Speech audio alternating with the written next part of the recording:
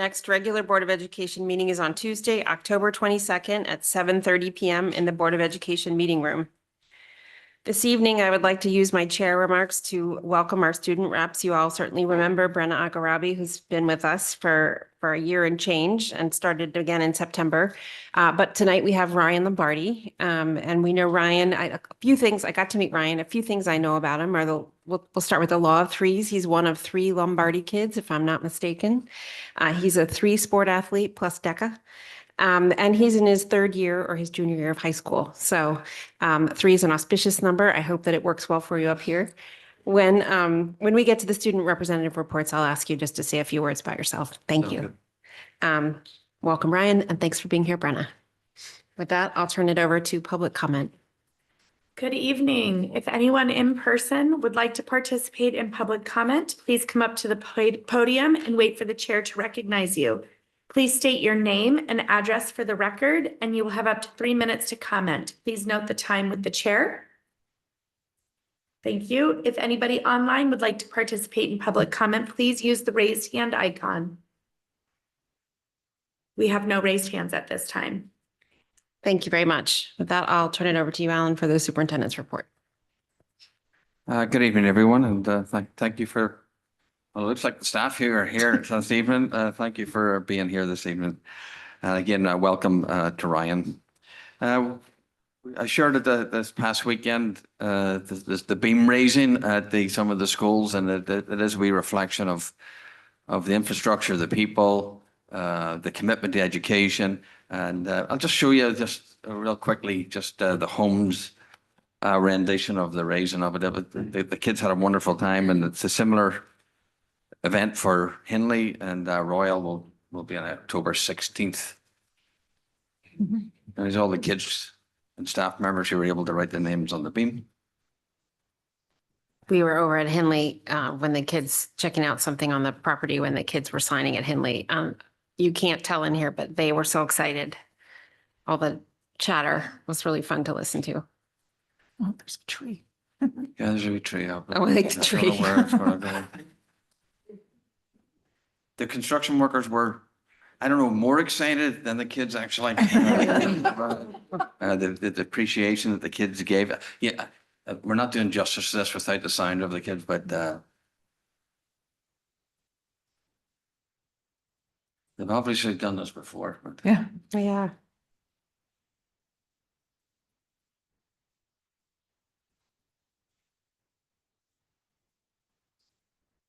That's very cool. That's fun. Anyway, just a thank you to the community because it's great to see these buildings come to life for our students. Congratulations to 17 Darien High School students who were named or commended students in the 2025 National Merit Scholarship Program. I think we have one sitting at the table this evening, actually. Congratulations, Brandon. Congratulations to your friends. This past Friday, I did share a communication with the community about a troubling incident that happened at the Hindley Elementary School. It happened sometime between Thursday and Wednesday and Thursday evening after school, where we had a hateful racial slur found on a playground pole. So no matter what the age, the nature of this type of offensive graffiti, hurtfulness, clearly has no place in the schools or our community. As a district, we're dedicated to fostering an environment where our students feel safe, valued, and respected, and we have values and visions of the graduate and strategic plans and so on, so that support that. We've also done a lot of work in this arena. But this is a wee reminder that we've still continued to work to do in the school district and the community in this particular arena. We have reached out. We work closely with different organizations such as the Jewish Federation of Stamford and the ADL of Connecticut. And we'll have one meeting today, and we'll be meeting with the ADL actually tomorrow. So we'll continue to work. We have climate plans and so on and so forth in place in the schools. Anytime this happens, it's disturbing to say the least, and just a reminder of just the work we have to do together collectively as a community. Just a reminder to the board members, if you're so inclined to join us, there's a couple of people going to Cave Convention, and the early bird registration is October 13th. Just want to mention last week was National Custodian Day and on the 2nd, and just want to thank and shout out to our custodians who do a terrific job, particularly these last couple of years with disruptions and everything else going on. And it seems like a lot of these last couple of years from COVID and everything else in between. But they've done a fabulous job setting schools up, taking them down, resetting them up, and everything in between. So thank you to our custodians. So far, I said so good with the cell phone practices. At the moment, there's been 3 violations that we're aware of in elementary school, and approximately 49 at the middle school. So given the number of days we've been in school and the number of kids who are in the school, that's, I think, a good thing. And we'll stay the course. We've had our first meeting of the committee that is looking at the policy at the high school. We met this particular past week. We'll continue to meet through January with a recommendation coming to the board in January for implementation for second semester. Just like to know that the middle school buddy program successfully launched last week with 7th graders facilitating lessons and trivia activities in 6th grade flex classes. Just a reminder about an upcoming meeting to our parent community. If you're listening in, the elementary literacy program will be 9:30 at the Darien Library on October 16th. You'll have an opportunity to learn about our literacy program and in particular our K-3 pilot program that we're running. So if you've got questions or would like to learn a little bit more, we encourage you to come along. That Tokenique Pumpkin Carnival is just around the corner, October 19th. And I want to thank the PTO for sharing Mario the Magician with some of our students. I know he's gone to at least 2 schools, Hindley. And I'll shout out to Oxridge because there's a big effort to integrate all our kids, particularly our ELP kids, into all these activities. And they were able to participate in this particular activity as well. Elementary conferences are October 22nd through the 25th. And there's a few upcoming meetings for the board, the policy committee on the 15th. The finance on October 17th and communications on October 18th. Thank you. Thank you very much. Student representatives reports. Brenna and Brian. Good evening, everyone. We'd like to extend a special welcome to Ryan. Welcome to the team. So excited to be working with you for the next coming year and change. But yeah, things at DHS have been running very smoothly and we're so grateful. Our seniors are coming into our very first wave of college applications for many students on the 15th, which is so hard to believe it's already that time of the year. Our juniors will be taking the PSAT shortly, and we're coming into our first official set of reading days, which will be a nice opportunity to catch up and recuperate. Additionally, this is our final board meeting before the homecoming extravaganza. Be sure to get your tickets. The parents have worked so hard to make this a special night with lots of friends and memories and bull riding apparently. So we'll see how that goes. Special shout out to our athletic teams. In particular, our boys soccer team had a very eventful finish to their most recent game. I think there was a winning goal in the last 20 seconds, which was incredible to see. And again, we just want to extend our congratulations to all of our teams and faculty for all of their continued effort and team spirit. Great, thank you. Ryan. Yeah, and just going off what Brandon said, a lot of great events coming up, the homecoming. I mean, it's a great event this time of the year, and the bull ride, I'll definitely be there. But I think this is my first time here. I think I can continue to make some great changes and continue some of the great things that this board has done, and just want to keep going with the progress that this board has made. Thank you so much. Welcome.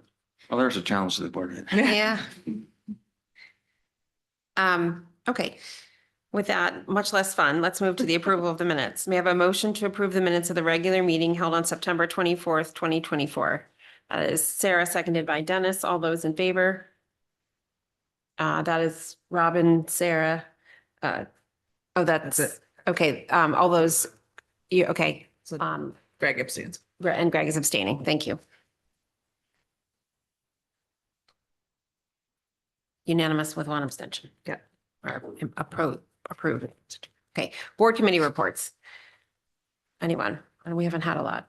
The curriculum committee met last week. We talked and a good amount about what the great work that was done over the summer by all of our lovely people in the audience here. So thank you again for all of your work that you've done. And we talked about our literacy program, K-3, and EduPlanet, the updates that we have done to that. And we'll have more at the 22nd meeting. Okay. A little update from that. Okay. So the materials coming from that meeting will be presented on the 22nd. Correct. Great. Okay. Anyone else? Nope. All right.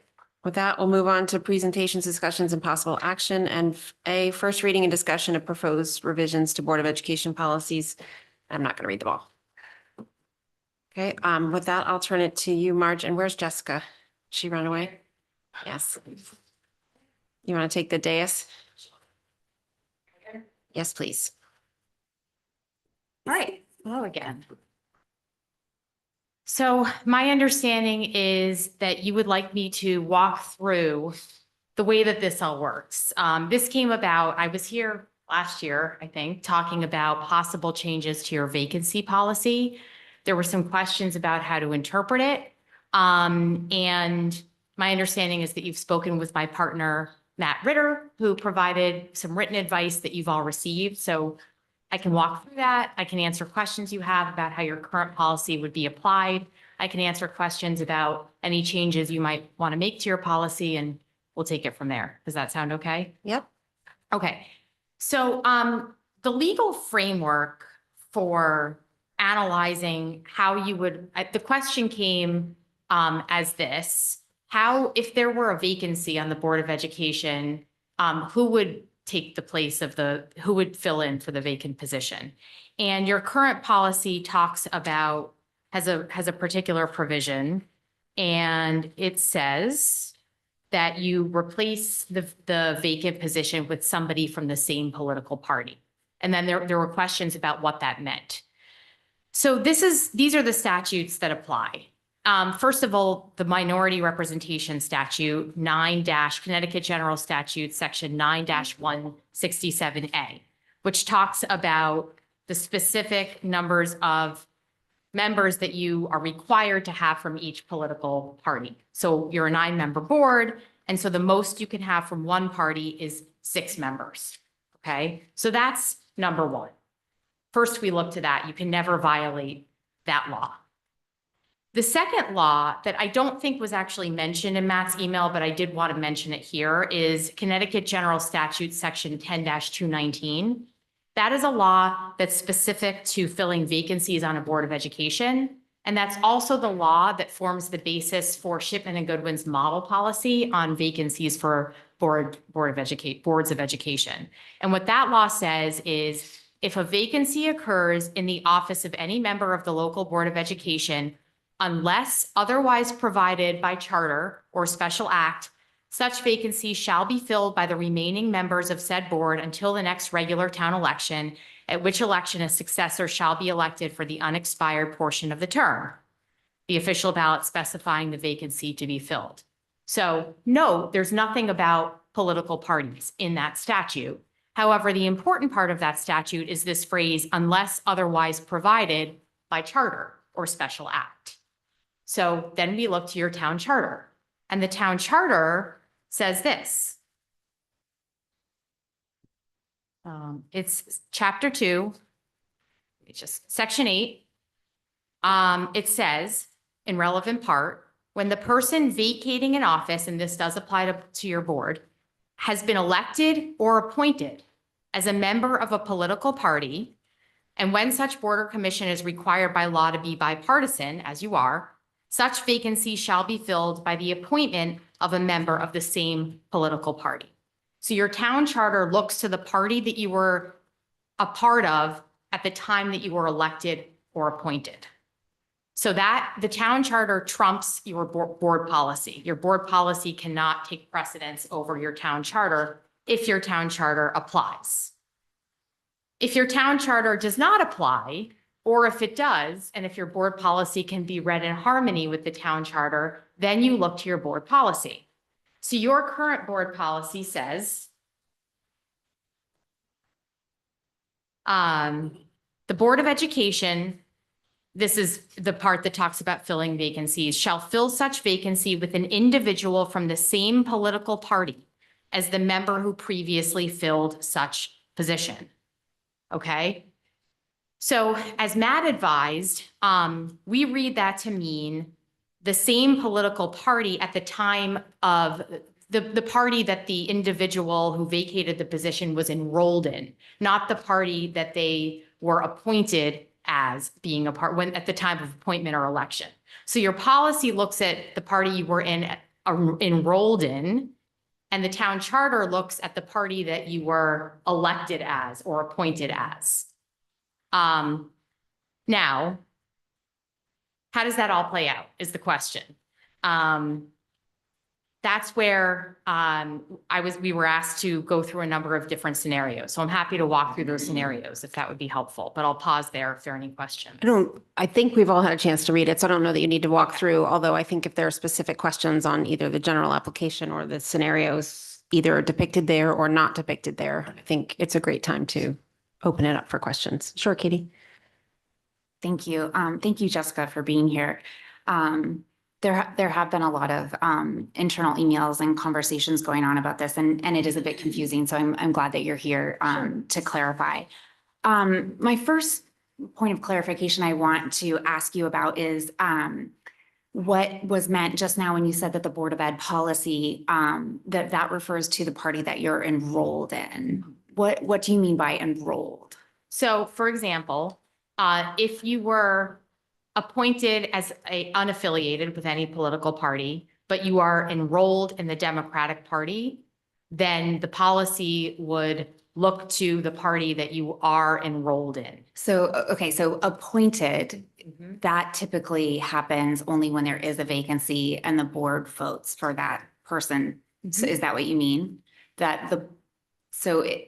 For someone who is applying to fill a vacancy and the board were to appoint them. Yes. That what actually matters is their voter registration if they are affiliated with a party. Yes. Now, so you can never violate the minority representation statute. So presumably, if you're appointed as a member of one party, you'll have checked that box, right? And if you've checked that box, it's pretty rare to be appointed as a Republican, but be enrolled in the Democratic Party. So we're usually talking about unaffiliated, right? And so if you were enrolled in the Democratic Party, but you were appointed as an unaffiliated, then your policy says, first of all, the town charter doesn't apply because you're not a member of a party at the time that you were appointed. That's why we then look to the board policy. Okay, sorry, I'm getting confused. Are you saying that the person's registration at the time of appointment is what matters, or that their registration later? Well, that's a different question. Okay, so you just said that someone was not enrolled in a party, even though they could be registered? No, so the specific, there can be a million different iterations of this. So the specific issue that we looked at is if you are enrolled, we'll just say in the Democratic Party, but you were appointed as an unaffiliated, the town charter doesn't apply because the town charter speaks to the party that you were that you were elected as or appointed as. But if you're not elected or appointed as a member of a party because you're unaffiliated, the town charter is inapplicable. Then we go to the board policy, which says that you have to replace the person with a member of the same political party. Then we look at what party are you enrolled in. So if you're an unaffiliated, but you're enrolled in the Democratic Party, then we would replace that person with a member of the Democratic Party unless it violated the minority representation statute. I guess the part that I'm having trouble with there is how the board would be able to appoint someone as unaffiliated while concurrently they are enrolled in a party. How can those two things be true at once? I don't know the answer to that question. That I would have to defer to my good partner, Matt Ritter on. But my understanding is that sometimes you have to be appointed for whatever, it can happen for any number of reasons. I don't know. I don't want to speak to what happened here in Darien, but that can happen. So for purposes of one's membership on a Board of Education, you might be unaffiliated for purposes of the minority representation statute, right? But you might still be enrolled in the Democratic Party. And so the board policy as it's currently written, we read it to mean that you look at the party that you're enrolled in, not how you were Okay. appointed. So I think we're getting to the heart of the matter now. So to clarify and sort of simplify, if a candidate person member, if a person is registered with a political party, regardless of how they are elected, appointed, where they might or might not appear on a ballot item, their registration with the party is the important component that determines. Not always, because if you're appointed as a member of a party, meaning as a Democrat or a Republican, then the town charter applies. The town charter does not apply only if you are not appointed or elected as a member of a party, i.e. you're unaffiliated. Okay, so now we're talking about appointed or elected if you are not a member of a party. Right, because the town charter talks about election or appointment. Okay. That's why I so- keep using both terms. Okay, so then the determination of if you are elected as a member of a party, is the criteria for that solely ballot line placement, or is there potentially more nuance that is factored into that? Say, registration of a party, endorsement by a party, campaign financing by a party. I'm not sure I fully understand the question. I think I know what you're getting at, but I think that for purposes of the analysis that I'm providing, what matters is what party or not, whether you're a member of a party or whether you're unaffiliated for purposes of your service on the Board of Education. So the whole question of how were you elected, how were you put on the ballot? We can get back to you, but that's kind of outside the scope of what I'm talking about. I'm strictly looking at, for purposes of one's membership on the Board of Education, are you affiliated with a party? And if so, which one? Or are you not affiliated with a party? How that came to be is kind of outside the scope of what I'm comfortable talking about tonight. I appreciate you saying that. And just to clarify, I'm not trying to be difficult at all. No. And I'm not trying to put you on the spot for every hypothetical situation. And since this is a public meeting, I'll just make it clear. I am a registered Democrat. I was elected to the Board of Education. However, due to a filing date deadline that was missed, I had to actually petition on to the ballot. So I did not appear on the ballot of the Democratic line. However, I am a Democrat. I was elected to the board. Recently, it has been suggested by a board member that I am, and then in subsequent intensive legal emails, that I am actually an unaffiliated and would not be replaced by a Democrat should I vacate the board. Unfortunately, this is the first opportunity I've had for any direct conversation about the nuance of my situation.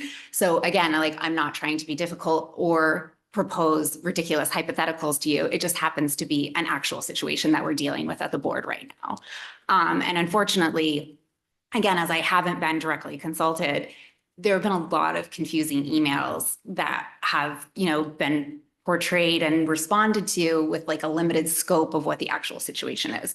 So I do think that with concerns of this policy, I don't believe that we're voting tonight, but I think that it is a bit complicated and confusing given and relevant given that we have a current situation on the board this way. So I would, hope that we can understand the specific situation that we do have in front of us before we wind up voting. Yeah, so I think we do have the scenario in there of a petitioning candidate who is subsequently or not subsequently simultaneously registered with a party. I think it was covered in the memo. If you could speak to that, please. Yeah, and so it's just to be clear, the memo says that given that you are a registered, enrolled in the Democratic Party, I understand, I actually knew before how that came to be, that you're unaffiliated. In light of that situation, the memo says that if your position were vacated, it would be replaced with a Democrat. Oh, so that's interesting because that was not the understanding that I had from the emails. So thank you for clearing that up. You mean the memo? What, sorry, what do you mean? Never mind. It's okay. Go ahead, Julie. Thank you. Okay, a couple questions. First, just to clarify, we have our existing 9160 in the packet, but we also have a drafted one. And the draft one has a difference in it from our existing one that makes a big difference in what you're talking about, because it would take out this provision that someone who was elected while enrolled in a party, but appearing on a different line on a ballot, they would not necessarily be replaced with someone in the party that they're enrolled in during their. So I think it's important that we're all aware of what's in front of us. I would, and again, I know we're not voting tonight, a couple things I'd like to understand better, either now or before we do vote on these. It's my understanding that at the state level, the interpretation of the statute is that if you do appear on the ballot on an item that is not your party enrollment, that your party enrollment is not recognized by the state, and you are considered whatever line you were on the ballot. So in this case that we're talking about, unaffiliated. Okay. If that is the case, how do you then protect for minority representation when you could have people enrolled all in one party, but petitioning onto the ballot? And now you have 9 members of one party on a board because the 3 who should have been minority representation candidates have now gamed the system in a way and petitioned themselves onto the ballot while still remaining registered to that majority party. So the minority representation statute looks to how are you elected or appointed to the board, right? And so this is where,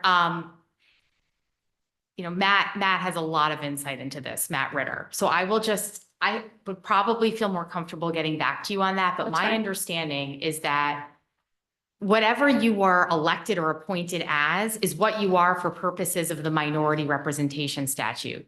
As for one's underlying substantive political views, which is I think what you're getting at, that's a different question. well, to go back to what Katie was referencing in the emails and the memos, it does say pretty clearly that if you're a registered Democrat and you petition on and you do not appear on the Democrat line, then you have now in the eyes of the state basically lost your enrollment. The state does not recognize you as a Democrat. You are now seen as a U, even though you are and will remain registered to that party. I think an example of that, Jessica, if I'm not mistaken, is what we see in Hartford or Bridgeport, Yeah. right? Maybe you could speak to that, where you actually have members of arguably a single party, but representing different parties because of how they're running, right? Unfortunately, I apologize. I really can't speak Okay. to that. That really would be my partner, Matt Ritter, who Okay. has expertise in that. Okay. I don't want to lead you astray. So our options here go ahead. Go ahead. I just had a quick question following up on the minority representation rule, as you mentioned it, vis-a-vis our relationship with Hartford. If we right now are constituted as 6-3, if that number changed, we became 6-3 the other direction or 5-5, do we receive less funding or we receive more funding if the composition was different I don't from Hartford? think that matters at all. Okay, Yeah. thank you. So our options as a board, are we to go ahead and collect a number of questions? If we think it's simple enough to simply send them off, we can send them off and request another memo. We could invite Matt to the policy committee, or we can call a special meeting as a board. He is not available. He was not available tonight, or he's not available on the 22nd. So those are a couple different options. So I think we continue to talk for just a few minutes, see where we can get to. Hopefully we can get to a fairly simple list of questions, but if not, plan B and C would be to have us, invite him to an interim meeting for some additional debrief. Okay? All right. Sure. All right. So Yes. So I guess the question is, are we comfortable as a board with the revised 9160 that's in the packet with paragraph 4, with that first sentence being struck, with the understanding that if there were scenarios presented, that that's how we would fill them? Right? I mean, it's really paragraph 4 that is the sticking point on this policy. Right. Now, go ahead, Marge. Can you talk about what's in 9160? Well, the last iteration was to get to Shipman and Goodwin's model policy. So that also does involve paragraph 1, because that's where the language, unless otherwise provided by charter or special act. So if we do change the language in paragraphs 1 and 4, then you get to Jessica's scenario where we would no longer be looking to the party of enrollment. Right. So I'm happy to talk about what this might mean if you changed it to this. So now somebody mentioned correctly that now you've taken away the provision that's in your current policy that says you look to enrollment. And what this says, which is consistent with what I read to you before, section 10-219, this says that basically you go back to your town charter, which looks at the party that you were affiliated with at the time of election or appointment. It becomes difficult if you're unaffiliated because that's not a party. So then what do you do? And I think this is where we were last year. Yeah. Because- So in the scenario though, that we were provided with it for a unaffiliated who is also registered unaffiliated, I think Matt was arguing that we would consider unaffiliated a party. Correct. Right? He did say that, yes. Yeah. So.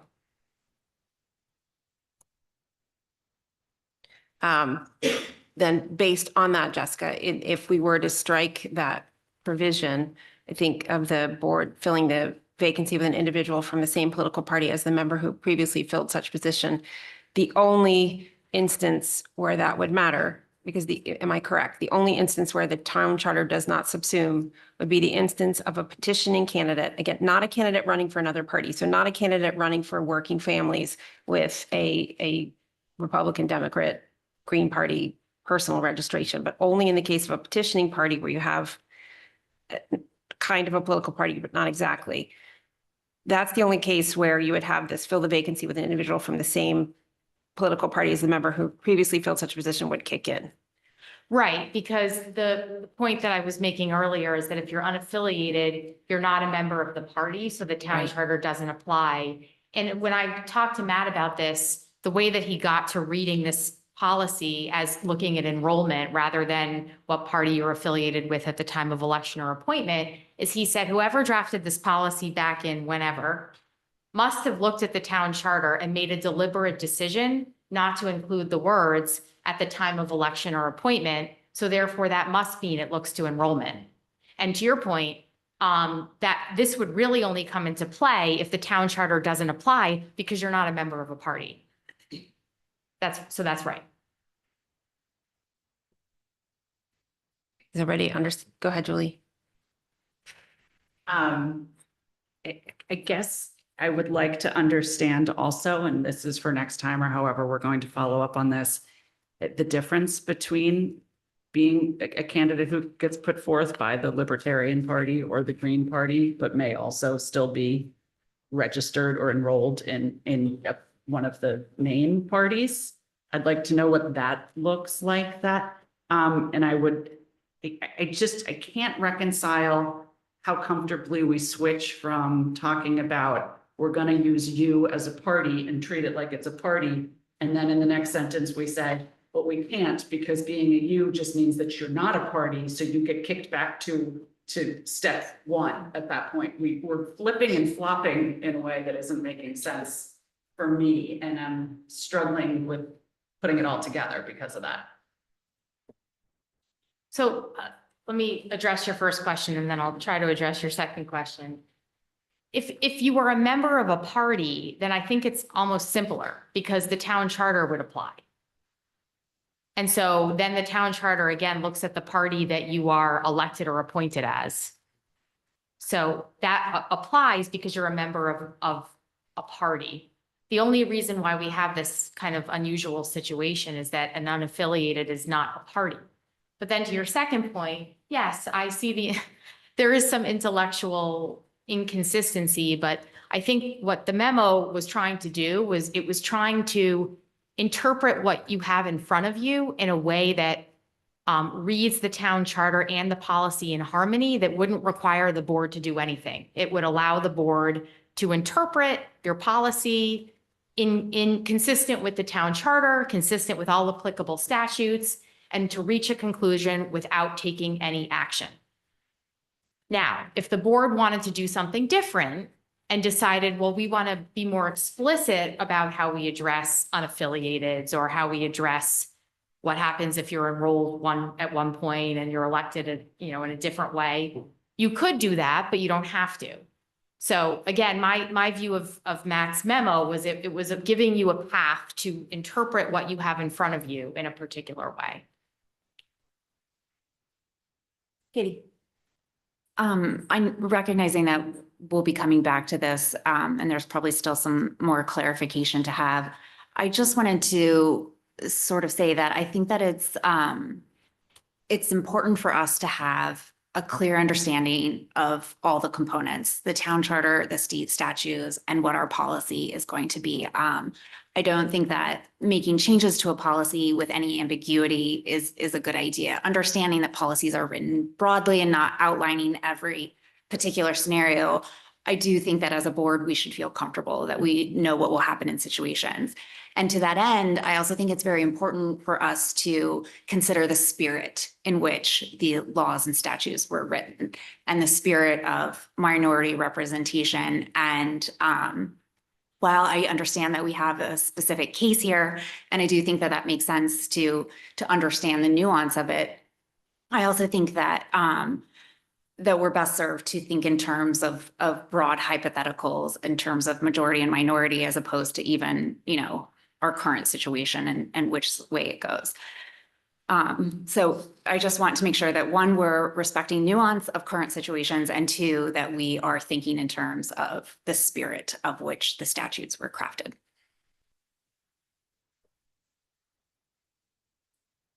Okay, board. So we need some next steps specifically on this policy. The two questions I have written down are, how does it specifically, how would it look if you were registered in one party and elected as another? So for example, if you were a Democrat and ran for the working families, correct, Julie? That's what you were looking for?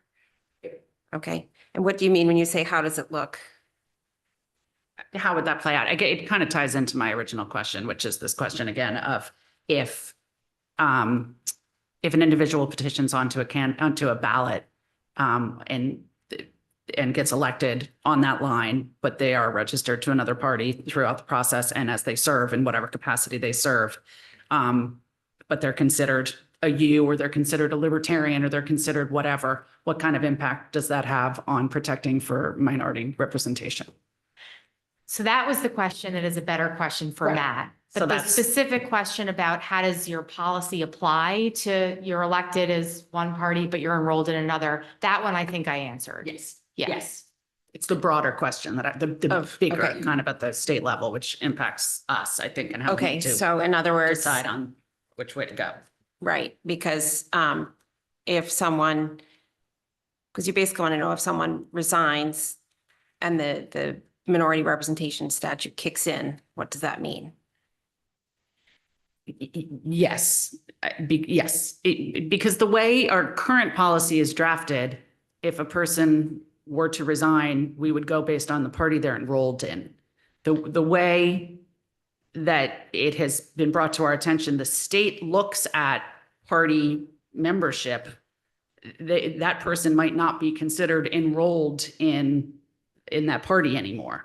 And so when you're replacing them, you could possibly replace them as a U, and that person might have been the party that's already the majority, and you could, am I making any sense? Sorry, you could. I think the opposite of what you're saying is true, is that the first thing that kicks in is the town charter. So let's use working families and Green Party just to take it out of the realm of, if I understood correctly, if you are elected on the working party's line, but you're registered as a Green Party member, if you vacate your position, we'd have to fill you with someone from working parties, not for working families, not from the Green Party, because of the order of precedence, right? So as long as it doesn't violate minority representation, then the next thing that kicks in is the town charter. And the town charter indicates that it's basically where you sit on the ballot is the easiest way to.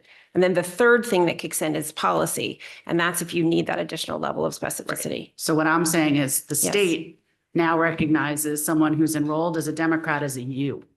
So when it comes to the town charter, a Right. U is not a party, so the town charter doesn't apply. Right. So we would go to our policy, and our policy is currently written says that we would replace them as a U.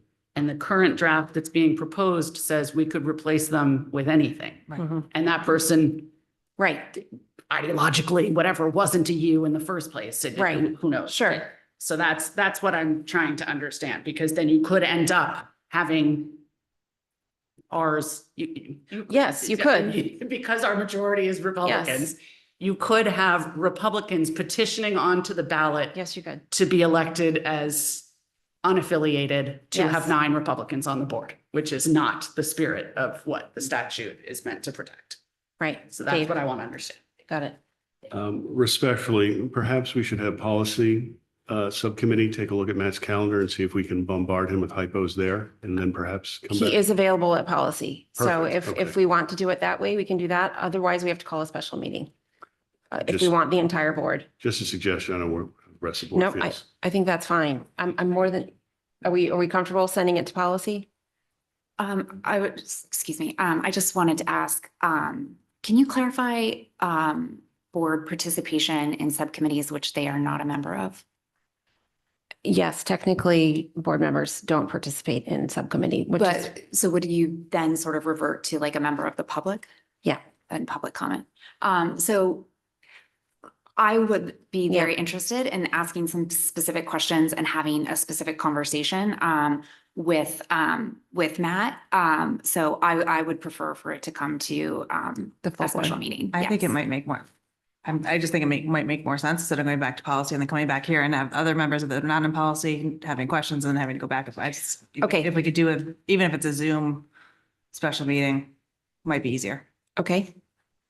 What we can do is, subsequent to this, we can send out a doodle poll, see if we can get a special meeting up and running. We'll try our best to get a special meeting up and running. If we can't, for some reason, we'll use policy as the stopgap, but I understand your point and yours. So we'll try to get one on Zoom at a minimum, and then, policy is Plan C. And then this will come back for a second read, on the 22nd. But we don't have to vote on it if we're not, if we continue to have questions. So there's no requirement on the second read, although certainly at some point. Okay? Yes, Jess, did you look like you were going to say No, something? I- Or you're just saying, get me out of here? Thank you for having me. All right, thank you. All right. I appreciate your time and you staying. Okay, so Marge, if you want to pick us up and take us through the rest of policy, please. Right, so with the exception of the next policy, 9320, all of the changes to the other policies that are in the memorandum are because of changes in the law, so they're legally required. As far as 9320 goes, Shipman and Goodwin's model policy had the option to end any Board of Education meeting at 10:30. And I probably should have asked Jessica to stay, but that is an optional part of Shipman's model policy, which was put in for boards who have historically long meetings and want to rein in unruly meetings. And so the advice is, we can always, in a regular meeting, stop the agenda at any time. You can't for a special meeting. And that it's probably best to leave the meetings with no end time and deal with it that way, because we have the also unique provision that we have public comment at the end of the meeting. And so you'd be in the uncomfortable position of cutting off public comment at 10:30. So those are all the reasons that we deleted that provision in this round of changes to policy 9320. Any questions or comments, Greg? Didn't we vote to put that in? We did. Well, We So do we- voted to put it in with the caveat that we wanted some procedures to put it in, and Jessica couldn't really come up with procedures. I mean, we can take a shot at it, but the problem is the public comment. So Mhm. you would, I think we need more input from you. So would you stop an agenda item right at 10:30, but then would you allow for public comment after? I mean, we can do procedures for you, but we need some input on how you want to. I think it came about as a result of exactly what Shipman is saying is the reason why it would come about, which is that we were having a lot of extended hour meetings.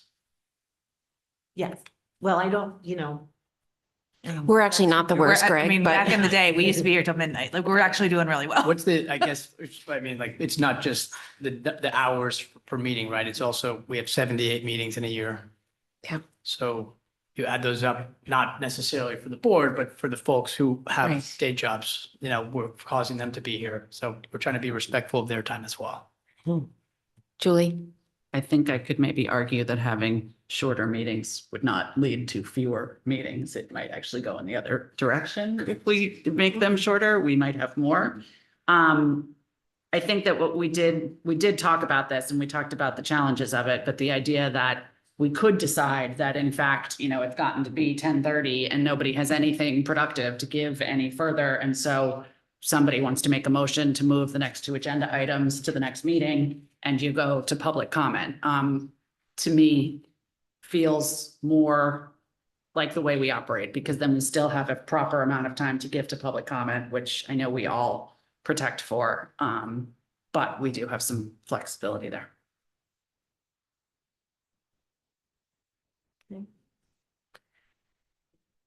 All right, so the board either needs to, not this evening, but we either need to decide that we're going to end meetings at 10:30, in which case we need to give March more direction. Or we leave it as is. I'm for leaving it as is without end time. Without the end time. I guess I'm still confused. So the board voted to put it in. Did the board vote to remove it? Didn't we all vote? I think it came up for a read and we sent it back for procedures. That's That's what happened. We didn't approve it. We were interested in the 10:30. We talked about it a number of times. We got to 10:30. We spent a fair amount of time on it, Greg. But I think you thought we voted. Yeah. I think we sent it back for procedures, if I'm not mistaken. Yeah. That was my recollection of it, yeah. That's what I had in my notes too. Yeah. Jessica had asked to have time to look into it and the mechanics of how that could work with them. So that was why we deferred it. Dennis? If we just simply said no new agenda item can begin after 10:30, that's not sufficient. If that's. I mean, but What you wanna like do, if we sure. run out, we have 8 items, we've gone through 7, it's 10:25, we say we can't get to the 8th, public comment. And then that's however long that takes. Sounds like For me, that sounds like a simple compromise. solution. That sounds, So you're saying the time cuts it off or the decision to move an agenda item to a future agenda? The time cuts it off at 10. No new agenda item can be brought to the table as of 10:30 unless the board overrides said policy at that meeting. And then public comment follows. You could do that. is that palatable a bit? Yeah, go ahead, Katie. I'm not in favor of implementing an end time in any form. Jill, Yes. I'm just concerned that if we did do what Dennis is talking about, that it will just end up pushing back agenda items to future meetings. And I don't think that it will end up resolving an issue, because that means that we potentially won't cover important issues that are on the agenda. So I do think we've been doing better about overall just getting out at more of a reasonable time. So I would like to keep it as is right now. That's my view. Okay. Anybody else have a strong opinion? I like Dennis's suggestion. I think it's. You like this, you're like Yeah. having it in there as something to, like It a makes sense. to have guidepost. some, like, so it shouldn't just go forever. Every other board that I've been on, the meetings have agendas with times. Mhm. And if that means that we should have times for the agenda items, I think that's also appropriate. Okay, It keeps the use of the time efficient. So Efficient. that we don't just go on and on. yep. Okay. For the moment, since we're not voting tonight, Marge, can you ask them to draft what it would look like, something along the lines of what Dennis is describing? And then we'll have that prepared for the next board meeting so we can see what both, then you get something of a procedure to contemplate for the next meeting. Okay? All right. What else do The we have? rest of the policies are all caused by changes in the law, so they're not really discretionary. They just reflect the new law. Okay, Robin? I did have a question just on one of the policies. It was policy 4111, the non-discrimination policy. And the only reason I'm asking is it was something about prohibiting discrimination on basis of erased criminal history for people that might be applying for employment. And my question has to do with how would this impact, or does it impact our current hiring practices to the extent that we, this is potentially student safety if someone has a criminal record? I'm just curious how that works. Well, this is an erased criminal record, so sometimes a criminal background check will come back with something that should have been erased, and we work with the person, like if they were a youthful offender or they did some sort of accelerated rehabilitation, and we work with them anyway, because they then need to contact their lawyer to see why it wasn't erased. But this wouldn't affect anyone with an outstanding criminal record. Okay, and we do background checks as part of our, okay. So this does not change any of that. And okay, thank you. Anything else? Okay. Thank you all. If there's any other. Jill, I'm sorry, Yes, can I just go ahead. clarify one thing? Margie might be clear on this, but on 9320, are we going back and looking at ending at 10:30 with a vote of the board, or that it would automatically end at 10:30? Because that was one of the discussion points, was how we would decide whether or not to continue or to finish. So I thought we were going Mr. Maroney's section that no new agenda item could start after 10:30 unless the board voted to extend that deadline. Was that the we would go voting right piece? to Okay, I'm public- so sorry. That's okay. I missed it. No, I'm glad Thank you clarified. Thank you. Good. Katie? Sorry, just to clarify though, that before you go back to policy and draft this again, by my count, I heard 3 people say that they weren't in favor of an end time, and I heard 3 people say that they liked the proposal that Mr. Maroney put in. So there are 2 other people here at least. Like, I'm just wondering, before policy goes back to this, it seems that we're split either way. I think Marge is just going to bring us what it would look like, and then people decide, but yeah, we're missing one voter. I'm not ready. I'm not voting right this minute. I didn't mean yeah. voting. I simply meant that we were essentially kind of asking Marge to go do more work on an idea. And I was just wondering if there was more than 3 people of the board that supported ordering that work. Well, I think it gives the board the opportunity to contemplate what it would look like with a procedure, which was the nature of the original discussion, and then the removal. Brenna, go ahead. I think just a point of consideration, student representatives are not comparatively at these meetings often. So I guess my fear would be if we're pushing items to the next meeting, that might not be inclusive to student voice and student input on those agenda items. I know that many of them don't directly correlate, but I mean, as we've seen a lot, well, all these changes, all these policies enacted do come down to students at the end of the day, and it's so important to preserve that voice and input. Okay, thank you. Okay. All right, I think we're set. Thank you. All right. Discussion and possible action on proposed Middlesex and Darien High School field trips and field trip policy 6710 review. Okay, there's 2 components of that. First, there's the discussion and possible action on the field trips, and then I'll pass it over to Dave to just speak briefly to his point on the field trip policy. Evening. Thank you for receiving the field trips, and just wanted to point out that these are 5 trips that we've seen before many times. I want to thank our wonderful club leaders and teachers and students who are involved in all of these wonderful extracurricular activities. These are very, very important to our student groups. And we would appreciate your support of these 5 trips. I won't go through all of them. You've seen them before. In the interest of time, that we're just discussing. So, would love your support and, would wish our students really well in all of these endeavors. Okay. Are there any questions about the field trips presented? They're all in your packet. No? Okay. Kate, anything to add? No, similarly, we're putting forward 2 trips that we've run in the past, and we look forward to the opportunity to allowing our students to participate in these activities. Great, thank you. Any questions? Okay. May I have a motion to approve the proposed Middlesex and Darien High School field trips? Julie, seconded by Dave. All those in favor? That is unanimous. Okay. And then Dave, thank you both for coming and for preparing the materials. Dave. Thank you. Just following up to Ms. Dunn's point, these trips, we've seen them many times before.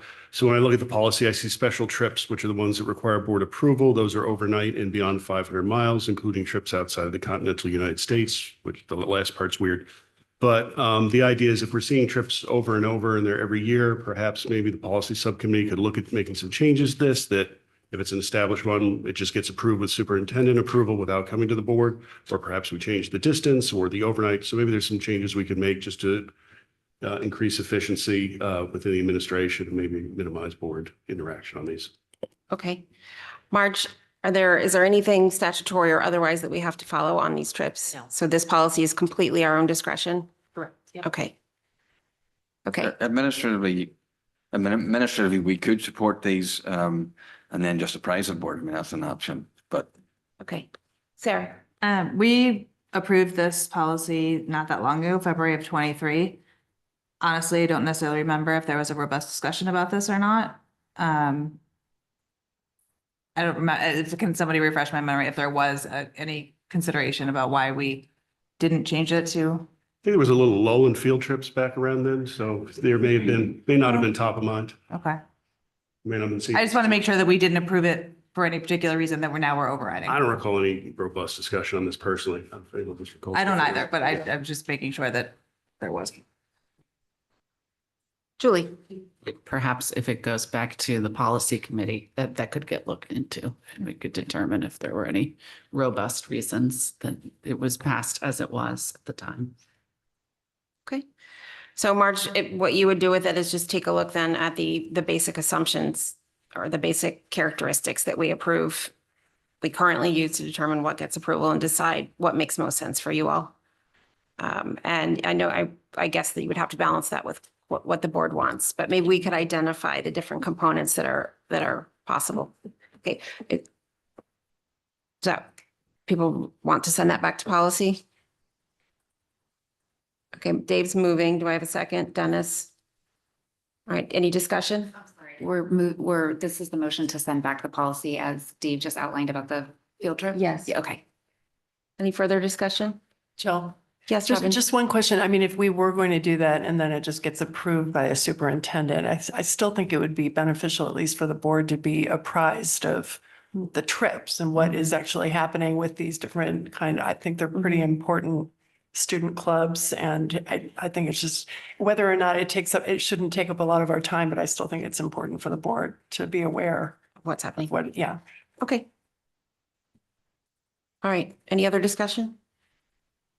I'll call for a vote. All those in favor? That is unanimous. All right, thank you all. Okay. That will move to the report on testing, SAT, ACT, AP, SBAC, and NGSS. Thank you all.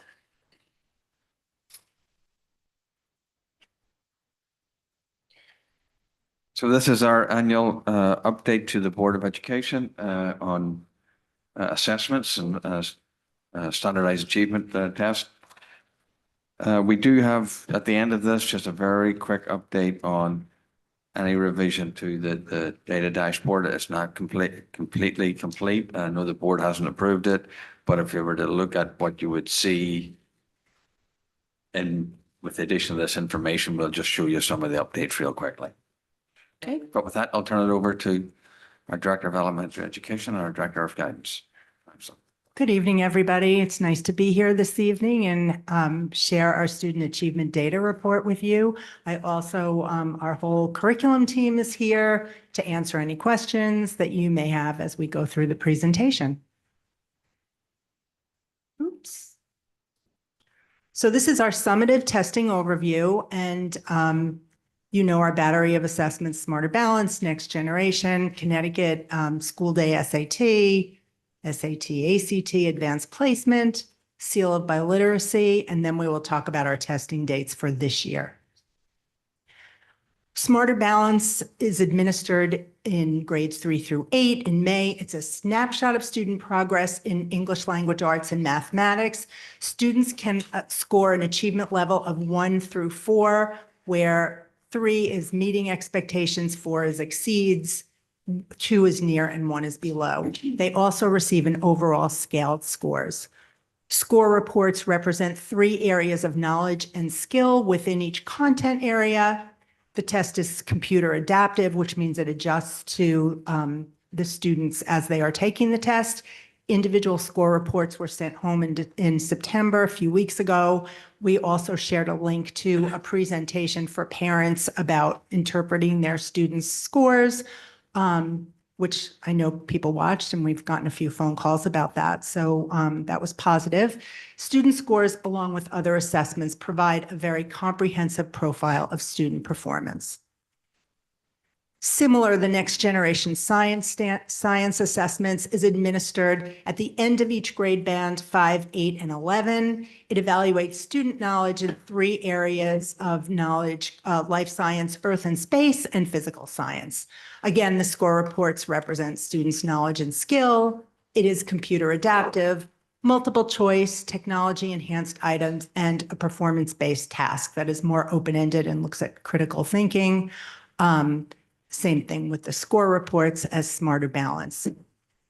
These reports are, these assessments are part of our assessment framework. And I know I've talked about this before, but I just want to reiterate, universal screeners are administered to all students, and they tell us what students are not meeting our grade level benchmarks so that we can dig deeper.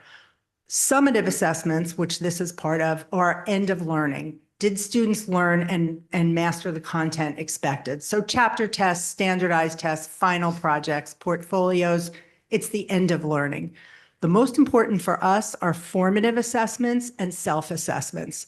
Formative assessment is assessment for learning, so teachers can adjust in the moment and respond to students. Self-assessment is when students are assessing their own work and setting goals, conferring with their peers. So those are ongoing and a really important part of our framework. This is overall district achievement of all students. And as you can see in English language arts, math, and NGSS, our performance is fairly consistent over time.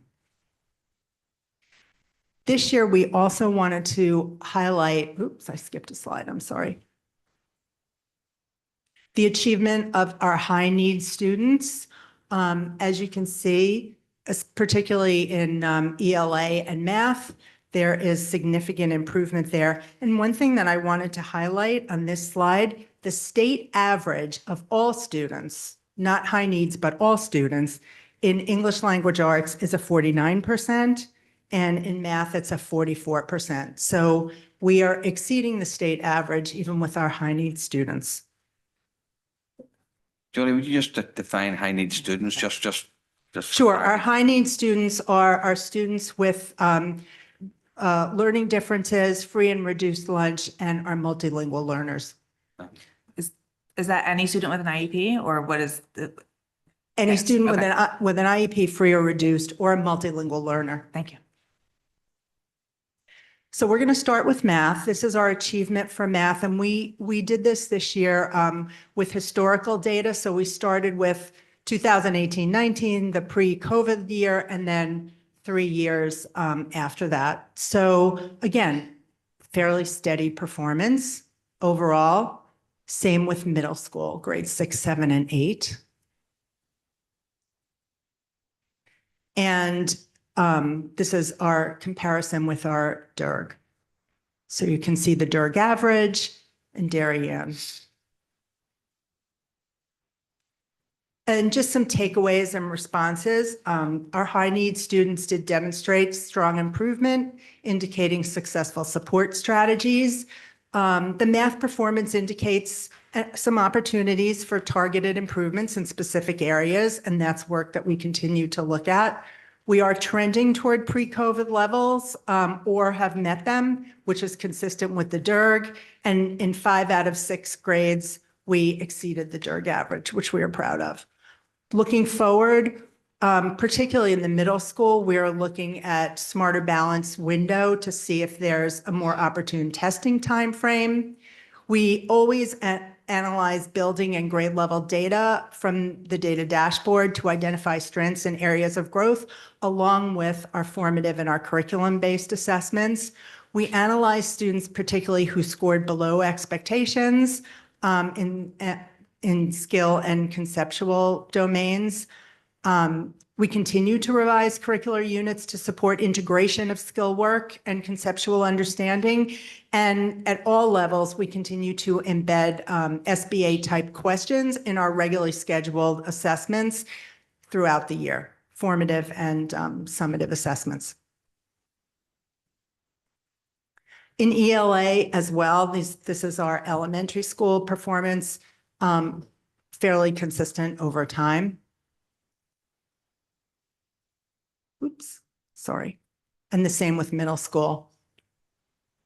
Some increases there. Again, our DERG comparison. We are at or above the DERG averages in most grades. So some of our takeaways, again, improvement overall in English language arts, reflecting a recovery trend. High need students showed notable improvement, 4.6% growth between last year and this year, which we're particularly proud of. Grade 4 was the most impacted by COVID.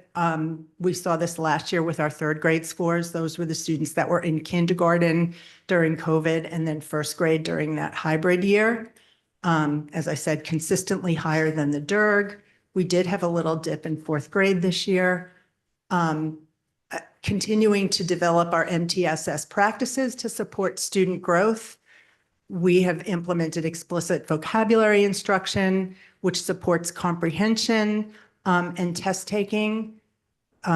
This test taking vocabulary and academic vocabulary, strategic integration of Smarter Balance type questions in all of our units across the year, and professional learning in assessment literacy to enhance our targeted small group instruction.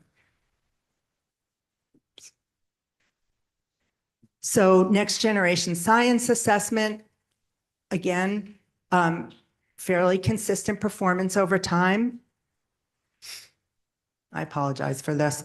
The DERG comparison, we do acknowledge that we have opportunities for growth, particularly in 11th grade, and that is something that we are continuing to look into. We expect to be at the top half of the DERG. So that's something that we're going to be working on. Overall, consistent positive trends. Scores across the grades have rebounded to pre-pandemic level. Even though we did take a dip in grade 11, those grade 8 and 11 are the highest in the past 3 years.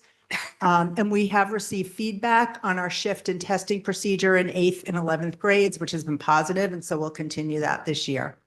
Looking forward, we are going to look at our NGSS testing window to determine the most opportune time frame. Analysis of building and grade level data to identify strengths and areas of growth. And particularly, we look at our students who score below expectations to identify trends and strand performance at the middle and high school and any sequence patterns at the high school. We are continuing to revise curricular units to support the integration of 3-dimensional instruction and NGSS standards. So I think probably before we go on to the high school, I can take any questions, or the team can take any questions. Sure. I'll open it to board questions on this. Yes, Robin. Just one question on the English, the comparison to the Dirk slide, for the grades 3 through 5 English curriculum. So New Canaan consistently was scoring significantly higher than us. And as we're looking at the right to read and the evaluation of literacy materials potentially to augment what we're doing, have we also looked at what other DIRG members might be using and how we could improve ours? I'm just curious what you've found. We have, New Canaan develops their own curriculum based on the same resources that we're using, and they are continuing with their own curriculum. So many of our colleagues in the DIRG are continuing what they're doing. Some have switched to a program, but you're not going to see anything you probably won't see anything for a few years, actually, in terms of testing results, if they're in the K-3 band. Okay, thank you. Anyone else?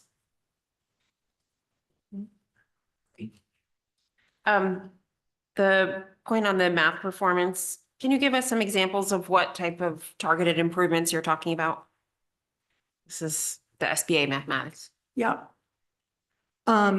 We are looking, oops, I'm sorry. We're looking at the way we instruct students in particular and the kind of tasks that we're giving them, open-ended problem-solving tasks, which students have to explain their thinking, the mathematical reasoning. So we're really focusing more on the mathematical practices so that kids can apply those concepts. They can persevere, they're flexible in their thinking, they have multiple strategies, then they can explain their strategies. So those types of tasks. Thank you. Greg. I think this is a great presentation. So one question that I had was just, you talk a little bit in some of the data points just around like growth year over year, for example, for the fourth graders who were impacted by COVID. And I think there's a comment about they're showing year over year growth, that cohort did. So it sounds like you are doing some tracking by cohort over time. Just give us some insight into how you think about that. Do you set targets for that cohort to say, like, we need to get back to this level by this period of time? Like, how do you think about how to get them back if they're underperforming? So I would say, obviously, we want to be, we'd love to be in the high 80s. I mean, we would love to be have as many students as possible meet or exceed the standards. The state sets growth targets for students, and our goal is to meet those growth targets. And we do pretty well, but also there's areas of growth there. It's hard to use this test as our only measure. Obviously, we want to improve year over year, but we're really looking at more curriculum-based student data that informs our instruction. We also look to see, does the data that we have on students align with this? Are there issues that this is revealing that we didn't know about?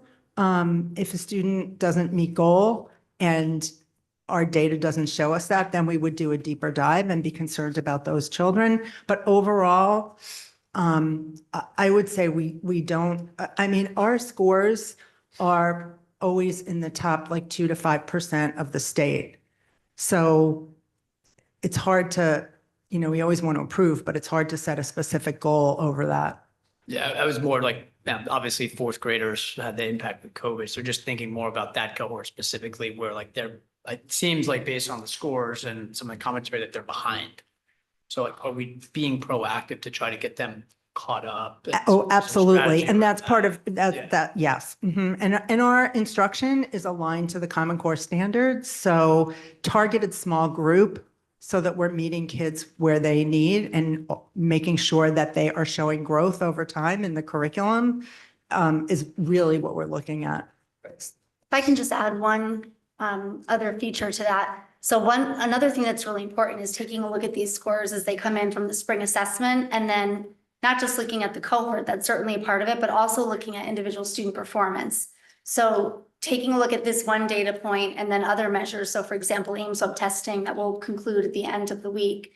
and some of those other measures from the student, for example, in third grade into fourth grade, looking for consistencies, looking for gaps as we analyze the data, and then developing a really concrete plan with actual instructional strategies for the individual student is really where we're also placing a lot of our attention, so that we're targeting instruction for what individual students need in small group and one-on-one.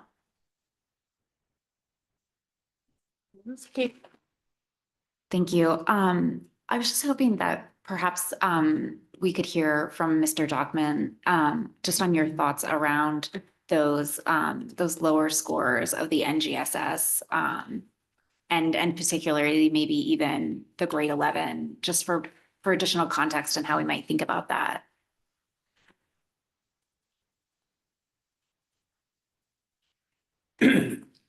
So is there anything specific that? Well, it just stood out, typically Darien is, and in the other slides even, right? Like it's either at the top or very close. And here's one specific subject matter where we're the lowest in the DERG. So I just, what might that be? Is our science curriculum different in some way? Was there a particular cohort? Like, is this surprising to us?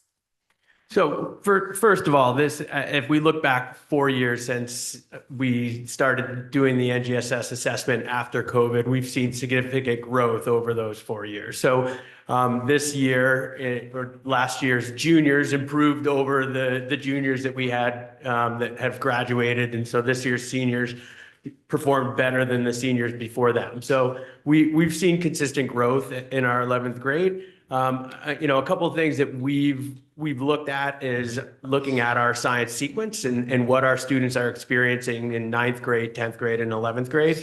And that's something that I've been in conversations with my colleagues in the DERG and looking specifically, like, how do they approach 9th grade, 10th grade, and 11th grade? And where are they meeting those standards that we may be able to look at and say, you know what, we see biology in 9th grade, chemistry in 10th grade, and then we see sort of a splintering based on student interest. And that may mean that a student gets to take physics and they get physics standards prior to the assessment, but it also means that the student may take AP Bio again because they're really interested in biology, and then they're getting a review on some of those biology standards, but they're not necessarily getting instruction in that 3-year sequence on the physics standards or the earth and space science standards. So those are certainly things that we're looking into and seeing how we can ensure that our juniors who are taking the test have had as much experience with those 3 different content strands as possible. So that's one thing that we're doing to sort of focus on that 11th grade and figure out what we can do to best support our students moving forward. Thank you. And is that path different at the other DERG schools? Yeah, so each school has a different path. So if we look at just New Canaan up north of us, they have 2 different pathways for their students. They have a geophysical science as a 9th grade, and then they go into biology and then in chemistry. So those students get experience with all of the 3 science strands. A certain segment, honors level students may do honors bio, honors chem, honors physics, similar to what we have here in Darien. And so there's a variety of different pathways that they make on a local level. The decisions are made on a local level. I think we've had, as a department, discussions about our science sequence, and certainly believe that giving students an opportunity to experience classes that they're interested in has distinct advantages, as opposed to forcing them into taking a class junior year simply to cover content standards that may be part of an assessment. And I think we see the value in that. And certainly those conversations in our department at the high school are ongoing in terms of how do we integrate some of those standards that our students may not be getting in those 3 years into interest-based electives. So, like, for example, we'll be bringing in an astronomy class that may be able to give students more experience with some of the earth and space science and physics standards that they might not be able to experience currently. That was wonderful context. Thank you. Very helpful. Just one final question. Are you seeing in those other metrics that Ms. Droller mentioned as, being particularly of importance to educators, the formative assessments and the self-assessments, are you seeing, the strength that you would expect from those students in their course path, chosen path curriculum? Yeah, and those sort of formative assessments and student self-reflections are something that we've made, I think, really positive strides over the past 4 years in integrating those into our classes. I think when you look at some of the other content-based assessments that Ms. Oster will talk about, like our science scores in the ACT are particularly strong. And so that's just another data point that is supportive of the strength of our program here. So I think we see in the classroom the strength of our children and our students come out in a variety of different ways that may not necessarily be shown in a one single data point here on the screen. Thank you so much. I see you, Brenna, but before we wrap this particular one up, Amy, this question comes up every year or every so often. I think when we present next time, would you all talk about some of that context about in particular, the limitations of this test on our specific science approach? It would be just helpful to keep it as a regular reminder. In relation to our sequence and Yes. in relation to the Yes. standards that our students are hitting and, Yes. and what they're expected to know and be able to show their Yes. understanding of it in this Yes. particular assessment? Yes, Okay, please. I'm thinking it may also be helpful as curriculum is revised, and I know you're working on some assessments, especially at the high school level in grades 9 through 12. It may also be helpful to make some of those assessments to talk about kind of what the features of those are, so we could see the demand and what we're asking students to do. Yeah. That's not about preparing to take a test. It's, these are things that we are confident that are important with the NGSS that our students should have competency around. Yes, I think So it would we be. can probably add that in. Thank you. Yep. Brenna, then Sarah, then Dennis. I just wanted to provide some further context for the NGSS assessment for the 11th grade. This year was administered pretty much directly after AP exam season. And for many students that had been, a grueling and tiring experience, test after test after test, and that may have zapped their energy and willingness to study. Additionally, this wasn't really a test, unlike the Smarter Balance or other assessments in that nature that we were, I don't want to say taught, but that we were really exposed to. And like Mr. Dockin was saying, I think this is the biggest takeaway. It is unbelievably common for 11th graders to not have taken physics and instead to have taken botany, forensics, environmental science. And I really just want to speak to the value of preserving that choice. On a personal level, if I didn't have that choice, I wouldn't know what I wanted to do for the rest of my life, like environmental science. I really do think there's undeniable value in keeping that choice. And that there may be a possibility that we have lesser test scores in comparison to another equally performing high district. But, at the end of the day, I really do think that that's a sacrifice that we're able to make. Okay. Thank you, Brenna. And I'll just, if I can sort of, build upon Brenna's comment, it's a tough testing window for juniors because of the AP exams. And then early in the testing window coincides at the same time as the school day SAT. And so it's it's like threading a needle really to try to find the most opportune time to test our juniors.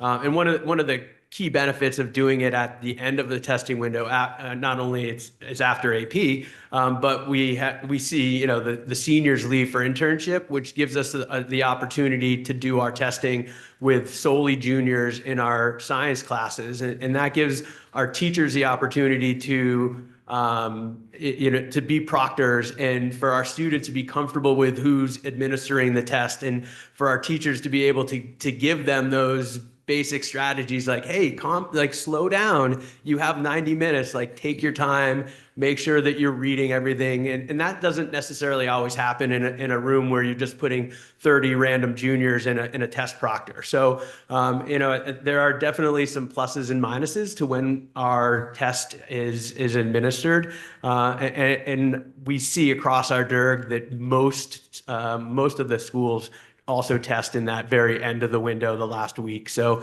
it's something that we see as a benefit that we have our teachers doing the administration, but it does sort of put it at the very end of a very busy season for our juniors, and that can impact their not their will to focus, maybe not their ability to focus, but their will to focus a little bit. And it's just another added piece to the end of their junior year. So Okay. Thank you for that. Sarah? Thank you. Bretta, thank you for your comments. And I think that goes to the point of if we publish this dashboard, that the qualitative data is as important, if not more important than the quantitative data, because having this conversation and understanding that context and understanding that there is that choice and pathway explains a lot about those numbers. So having that verbiage of what's going to be and understanding those numbers. And Kathy, you came to the podium at a good time. Asking about the ACT science score, and I know that we're well above the Connecticut average. Do you have any sense of where we fall with the DIRG? Just wondering if we could use that as a better comparison to the NGSS. I think we're getting to that in a minute. No, I know, but I just, while we were talking about science, that Okay. if that's a better comparison or not.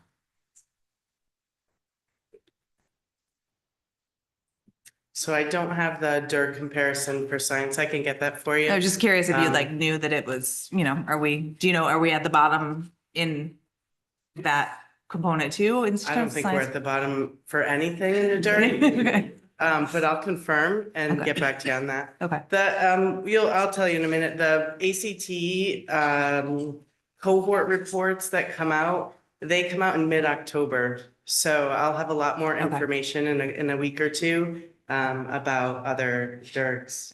Sorry to jump ahead. That's okay.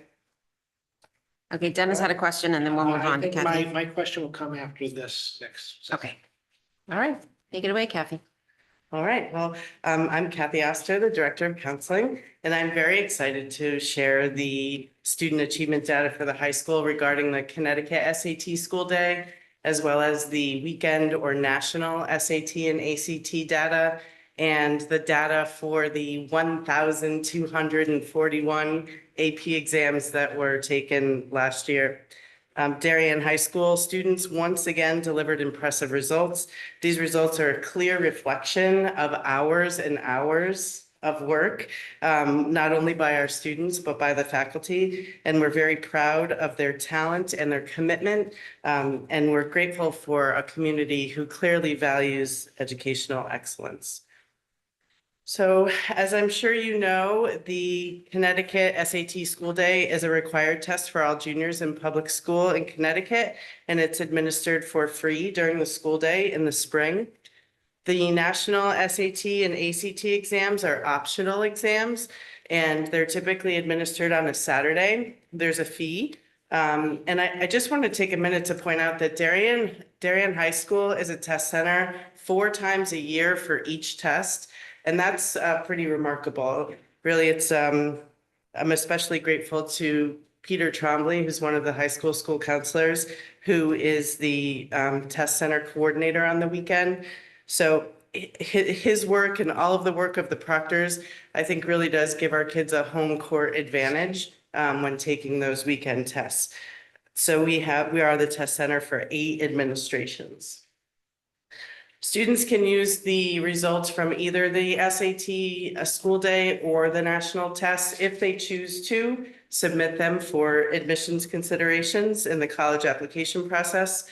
And then we have the AP, which is the advanced placement exams that are offered in May in accordance with the high school board issued schedule. Most students enrolled in AP courses will register to take the exam. However, it's not required and it's not a part of their grade. However, a student doesn't need to be enrolled in an AP course to take the exam. We had students self-study for art history, Chinese, comparative government and politics, German, Italian, Physics 1, Physics 2, and psychology last year. And I just want to note before I move through the SAT data, there's 2 cohorts of students here. The SAT school day is That's the current seniors, right? They were the juniors who took the SAT in May of last year. And the 2024 cohort is the class of 2024. So we're talking about different groups of students. Oops. So when we look at the school day test that was administered in March of last year, 328 students juniors took the SAT school day, which was 95% of the class. The scores were really strong, as you can see, well above the DERG average and far above the state average. The College Board benchmarks are scores that the College Board feels will predict a student's chance of earning a C or better in an entry-level college course. And the College Board benchmarks for evidence-based reading and writing are 480, and for math, they're 530. So over 90% of Darien High School juniors met or exceeded the College Board benchmarks in the evidence-based reading and writing, and over 75 met or exceeded the benchmarks in math. So that's even more impressive when you look at the state of Connecticut. A little more than 50% of the population met or exceeded the benchmarks in evidence-based reading and writing, and just about 30% in math. This slide shows the evidence-based reading and writing and math, and then the combined total for the DERG. This data comes from the Ed site where we get a lot of our data. They often refer to the evidence-based reading and writing as ELA, but that's not what they call it on the SAT. So I'm switching from ELA to evidence-based reading and writing because that's what the College Board calls that test. And in slide 23, you could see the changes in scores from 2023 to 2024. I do want to remind everyone that on the SAT, each subtest is worth 800 points. So a difference of a couple points is not statistically significant. Slide 24 is the past 5 years, sort of.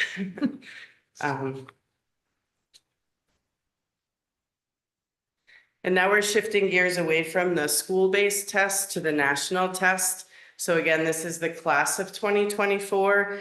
And the way the College Board calculates the averages for this cohort is if a student takes a test multiple times, they use their last test. So for example, if a student took the March school day test, but they also chose to take an October SAT in their senior year, the October score would be the score that they use for the cohort when they calculate the average. And I think one of the really impressive points on this slide is that 237 students in the class took the ACT. That's not very common in Connecticut. Other states are different, but we do, I think, because we are a test center and we do offer the pre-ACT on a Saturday as an option. We have a number of students who can choose the test which they feel suits them better.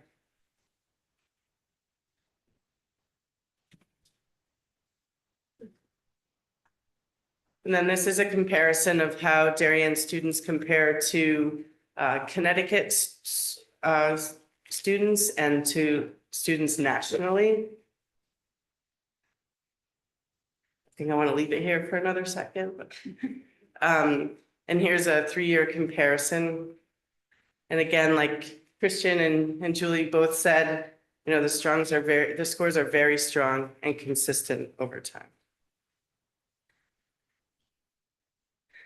These are the ACT scores. The ACT score is on a 1 to 36 scale. ACT has 4 sections: English, math, reading, and science.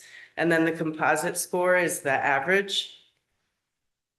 This is a 3-year comparison. You can see that, you know, our students do very well in each one of the subtests and in the composite. As I mentioned before, I left the 2023 data up there just as a point of reference because the 2024 report's not available yet.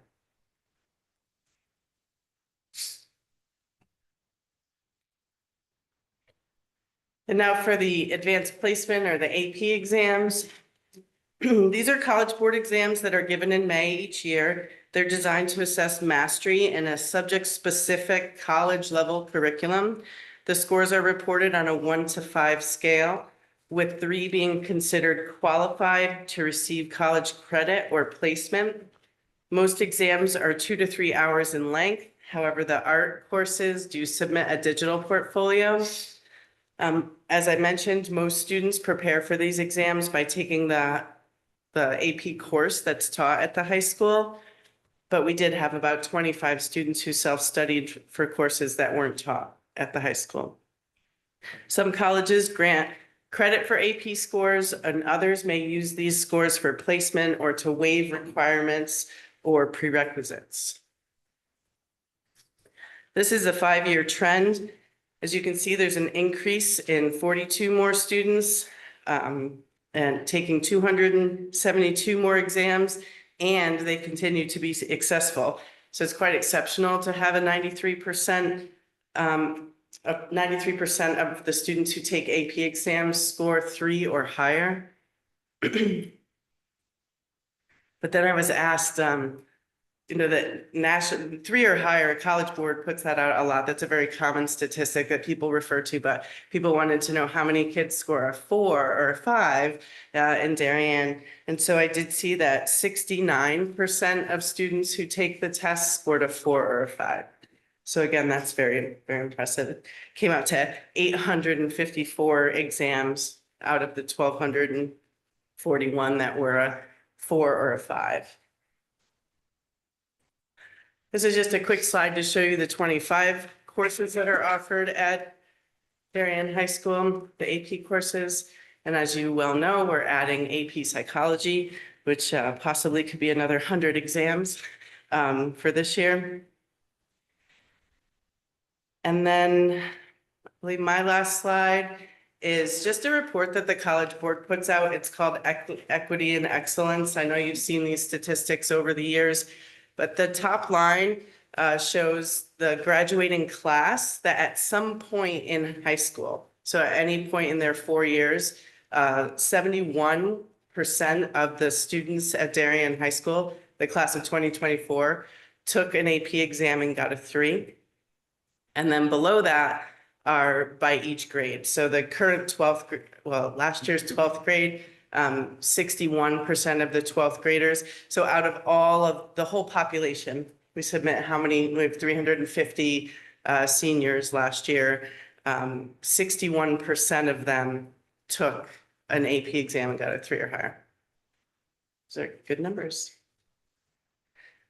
So I'm gonna, next is my wonderful colleague, Scott Webster, who's here to present some impressive data about our students in the Seal of Biliteracy, and then I'll come back for questions. Hi, everybody. One quick slide for you guys. Seal of Biliteracy. As you can see, we've had many students being awarded the Seal of Biliteracy over the years in Darien. Graduation class of 2024, we had 147 seniors who earned the Seal of Biliteracy in 9 different languages. So that includes the languages that we teach here formally, in addition to some other heritage languages like Polish and Russian and German and Estonian. And we'd like to see this trend increasing. And it's a really great badge of honor for our students to earn the seal. It goes on their academic resume and their diploma, and it's fantastic for us. Any questions? We'll take questions specific to the Seal of Biliteracy before you pop over. Any? Is the number fairly random, meaning that we just happen to have, because of the native speakers, does that switch it up and down? Yeah, it does fluctuate every year, just a little bit, but Yeah. it's wonderful that we have that capacity to grant it. offer that, Yeah. For many students. So Yeah, thank you. Sorry, Yep. did you have a question? Yeah, so what I guess my question is, with native and heritage speakers, so we haven't taught them their biliteracy. So can we break that out as to whom we've educated with is not their native tongue? So these often are those other languages, these heritage languages are languages that are spoken at home. So these are often students who are taking two. So you can get multiple seals of biliteracy. Okay. So it can be the formal language that we offer here, as well as the language that they speak at home. Last year was the first year that we shared this data. I think it's really impressive. I'm not aware of a lot of schools who do this. So that's a great, maybe on 2 slides next year. So we can have the students who are taking the courses at Darien High School. I think that's your question, right? So Correct. the students who take the courses at Darien High School, how many have earned a seal of biliteracy versus the native speakers? And just to add one data point, the 147 seniors, that number is almost double the total population of of students who receive ML services in the school system. And certainly all of those students aren't seniors. So the vast majority of these are students who have demonstrated proficiency in English and a language studied in school, but we can certainly break those numbers out. That would be something we could make available. I'm just interested, since now in 24 we have 9 languages, and it seems like it's gradually been increasing every year for the past number of years. In addition to the Polish, Russian, German, Estonian, I'm just curious what the other languages are, because it's showing a lot of additional diversity in our community. That's an interesting kind of aspect of this as well. Yeah, there are many other languages that students can earn the seal in. And the testing company that we use is called Avant. And I was just looking at the other day, they offer about 40 different languages. So but do you know what the 9 languages were in 2024 where they earned it?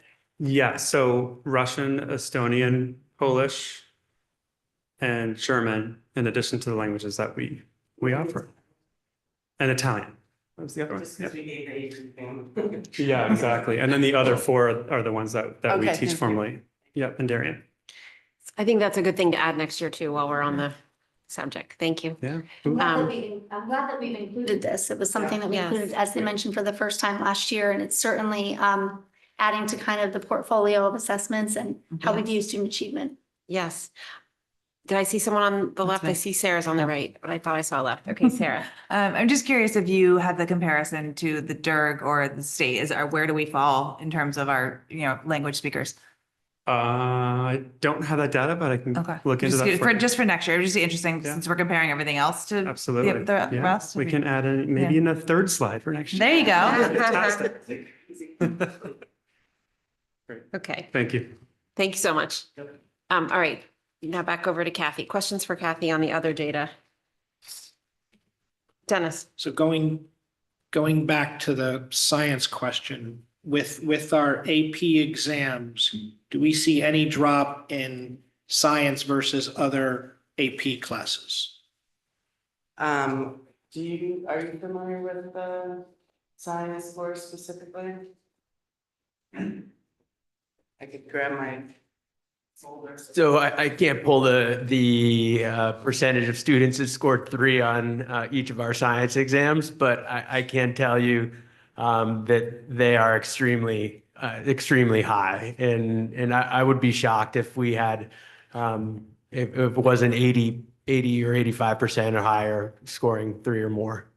Yeah, so again, going back to what, I think it would be great to have a larger picture of what our scores are across multiple testing parameters. And AP maybe one, and break that science out, so compare it to the NGSS, which is, and again, I think Brenna's point about the testing time, I'm assuming, and I thought you said was New Canaan and other schools take their test the same time, so that's not the rationale of why, right? Or am I missing? No, I'm just saying it is I think one of the other pieces that comes into this is, in talking with colleagues, is also sort of the context of how each different town or each different high school utilizes this exam. So for example, there are districts in Durg A who have a local graduation requirement tied directly to student performance in the NGSS assessment. So that may or may not have an impact on whether or not a student comes and does, tries their absolute hardest on that particular exam. There's value to having that. And there's also value to not.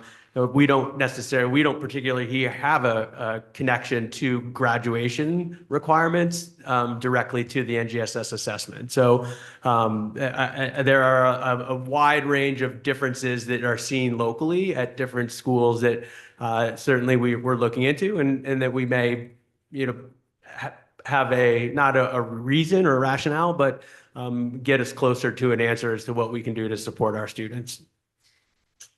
I have a few numbers I can just rattle off if you want. And they're also on our school profile, which is on the website. But for example, I believe your question was how many students by science exam, AP science exam scored a 3 or better? I just want to, just asking if we run the numbers to see if that's comparable to the 90% that we have scoring 3s. Yeah, so biology, for example, 95% of the students scored a 3 or better. Chemistry, 98% scored a 3 or better. AP environmental science, 81% scored a 3 or better.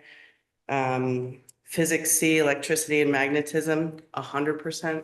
Actually, there were a couple, well, I'll just say there were 13 students tested. They all scored a 4 or a 5. 11 scored a 5. I don't know if that's too much detail, but that's awesome.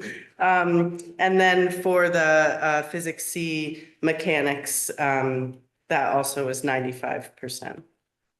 Perfect, thank you. And again, I think we're not trying to point fingers and say things are wrong or bad. We're just trying to understand what the data is. And if you need further support, we're happy to provide that support. So it's not we're not trying to blame and just trying to understand, we have one set of scores that shows us lower than our average and other scores are showing we're doing very well. So which underscores the importance of looking at multiple assessments, right? When we're talking about student achievement. And each of these assessment points are at one particular moment in time, but we should always be looking at multiple data points. Yeah. To triangulate the data. Yeah. And make sense of it. Okay, any other questions? Greg? Yeah, and just to add to that point, I mean, an interesting observation is on page 30, the 5-year AP score trend. It looks like there has been a rise in AP students. We're up from 465 to 507, but there's a much greater rise in the number of AP exams from 969 to 1241. So that's a little over 2 AP exams per AP student to almost 2.5 over only 4 years. I'm interested in hearing thoughts in terms of like, how do we think about that? Are we happy that there's more, or is that because we have more opportunities for the students to take APs, they're taking more courses? And is there any cost to that? I think this is my opinion. I mean, it's an opinion, right? It's really difficult to answer the question because I think that we want students to take the most rigorous classes they can do well in, and it shouldn't be at the expense of well-being. So some students can handle taking 3 or 4 APs, and others have different. They spend their time differently, and taking 3 or 4 APs would be a terrible idea for them. So we definitely, it's a national movement that's been for years now, that the College Board wants to expose students to college level work while they're still in high school. So it's a real balance. I think it's great when students find that balance and do well. And I think that Darien High School supports students well and prepares students well. Yeah, maybe you guys could answer that better than I. It's a tricky question to answer. Yeah, I think it just goes more to like the sort of like we were talking about before, like astronomy, like just the creation of many of these new electives. And I think many of the science courses are very new. And I think with that sort of broaden catalog of different classes, I think that allows students to sort of look towards what they sort of like while also taking a class that is very rigorous and is very challenging as well. Thank you. Yeah. Little plug for some of the work that my department chair colleagues have done over the past couple of years in conjunction, in collaboration with our high school leadership. At the end of 2022, we instituted a waiver policy to provide families with an opportunity to waive into some of our honors and AP level classes. And so you do see a jump in the number of students that took AP tests in 2023. And the number of exams jumps up by 150 there. But I also think it's important to notice that the percentage of kids that are scoring 3+ has stayed the same there. And so we've increased access and allowed students to challenge themselves where they are interested. And that has resulted in a consistent level of achievement. So like if you look at 2020 and before that, we really were sticking to our prerequisites and really talking about, you earned this opportunity based on what you've done in the past. And now we're really focused on giving students an opportunity to take those higher level and more rigorous classes based on where their interests may lie. We certainly have those conversations about course load and about the impact it's going to have on other classes that they're taking. But I really think that that's been a positive in terms of giving students who may not necessarily have the thought about taking an AP based on their achievement, the opportunity to take an AP course at some point during their high school career. Thank you. I would just add the score is important. And in addition, students having the opportunity to experience this level of rigor while still in high school, there's also that experiential factor is also something that is hard to quantify. But as a parent, as an assistant superintendent, I would say it's something we want our children to experience before they're off and away from home. Like the score is important, but also the experience as well. I'm sort of just repeating. I'm particularly proud of this process of opening the doors for all kids if they want to step to the plate, and our teachers help them along the way. And there's a belief in them from their parents that they can do it. There's a belief in them from themselves that they can do it, and there's a belief in them from our staff that we can get them over the threshold. I'm just particularly proud of. That's an equity process right there. If you want an example of it, there it is right there. Thank you. And we want children to take risks. We want children to take risks in their learning, right? Instead of taking the easy path of what they know they'll excel in. We want children to take risks and to try new things and to explore new areas of interest without only being concerned about the score or the achievement at the end. Thank you. Dennis and then Brenna. Just one quick question. So in slide 24, you show the 5-year average of the school day, and you see that math is dropping. And then slide 27, we have math being fairly consistent. So that's just the difference between school day and then the general SAT. So it's just the specific on the day, and the other is the course of your SAT career. Yes, by graduating class. Okay, thank you. Brenna. So just to respond to the AP data, I think we also have to factor in a cultural shift.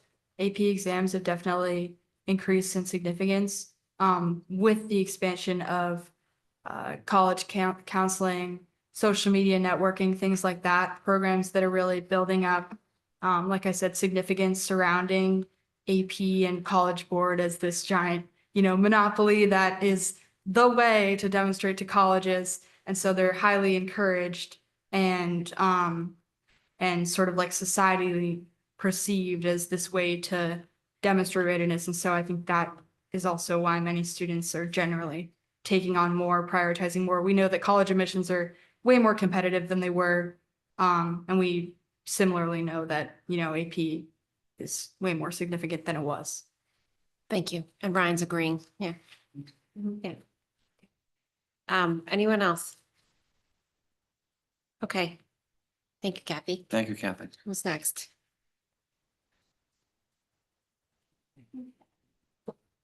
And this is just, we discussed recently with the board, the Next Generation Accountability Report. This is that the accountability index is the summary of these 12 indicators that range from, obviously, as you can see, ELA mathematics, achievement of all students, the subset achievement of students who are identified as high needs, 4- and 6-year graduation rates, our Connecticut physical fitness assessment, access to the arts. So again, this just broadens the portfolio of not only what our students are exposed to in the way of assessment, but also how we view achievement and how we view achievement across student school experience. The reason why there is only the 2023, 22-23 results is because the new results from this past academic year will not be released until the end of November. But again, we're consistently performing not only at the top of the state, but certainly also at the top of the DERG when you view all of the indicators across 1 through 12. And I included this here because we wanted to take one other quick dip into the data dashboard, which again has not been approved. It's just one other area where we're, thank you, Cass, where we're sharing some of these data points. Tonight, obviously, the presentation included many more data points that are in the data dashboard, including grades outside of 3, 5, 8, and 11. But just on the whole, one of the things that we did, this is low level, but it might be a little bit easier on the eye. We've matched each of the bands. So where SBA has like a turquoise or teal band, that's what you would see going across. The orange bar is the DERG percentage, and the blue bar is the state percentage on every single chart. One of the things that we haven't yet updated, but what we've discussed tonight is more of that qualitative piece, like really talking about what is the assessment and providing a bit more context for the assessment and where it sits in our student experiences and in the overall portfolio of assessments that are offered. But other than that, the rest of the dashboard is as we showed it last time. And as we continue to further develop this, we'll be sharing with the board when we have more of an update again around the qualitative piece and the descriptors for these various assessments. Robin, can I just ask a question, just going back to the state, the next generation accountability index, the index. And this is obviously a lot of data. I think it would be really helpful if we could see what the comparison is to our DERG, similar to what you did on those graphs. I mean, and just because some of the rankings I know are heavily influenced by how the state weights certain things, and it's kind of we don't know what weights they're applying to certain things. So it's just helpful to see kind of a comparison to our DERG. How do we for the index score on I'm talking about the next generation accountability report. Yes, because right here we're showing the summary of the data right across all 12 indicators. Oh, I'm sorry, I didn't see that. Okay, I apologize. No, it wasn't there. Now that's helpful. Yeah, that's helpful. I guess I did have a specific question about it though, which was the academic growth for math and English. We scored, 65% out of 100, and versus our actual performance index where we basically got 50 out of 50 points. Yes. So I'm curious how the state is they have their targets and kind of why we score so low on the growth. Is it because we're already starting at a very high place, and so our percentage growth per year is not going to be that significant? Exactly. So one of the ways I've described this in a previous meeting board was it's kind of like when you run a 4-minute mile, right? It's a lot harder to shave off seconds when you're at the 4-minute mark than when you're at the 15-minute mark. So that's one piece. The piece about the performance of students who are identified as receiving services or in the high needs group, this would be very consistent with across all 12 indicators across the DERG. Would be very comparable. They would also likely be receiving most of the points with the whole group population and not quite as many of the points with the growth indicators, and those are more heavily weighted for everyone across the state. Okay, thank you. You're welcome. Greg. And I think the point that you just made and Robin kind of called out is that's one of those key call out points for a Connecticut Accountability Index where there's only so good we can do if we're already that good. And to me, that you can turn that into a selling point. That to me is one of the big advantages of this whole dashboard. It's we can use this for a lot of things besides just putting it onto a website. Excellent. I mean, you can use this to recruit teachers from other districts and say, look how good we are. You can use it to retain teachers and say, look at what a great job you're doing. You can use it to reward teachers and say, we're amazing. We're great. So I think that there's a lot of benefits that we haven't really talked about as a board that we probably should. And I think that the way that it looks here is, I think it's fantastic. Thank you for recognizing that. I hope that our teachers are listening. It's really important that they hear those remarks and comments because again, there's just so much data that you can look at and each data point might tell a different story, which is why it's so important to have a portfolio view and to be looking at all of these different data points and connecting them one to another. The other point that I think is important to consider is that what we want to ensure we're doing is looking at not only these big numbers, right? Like this, they call it like satellite data.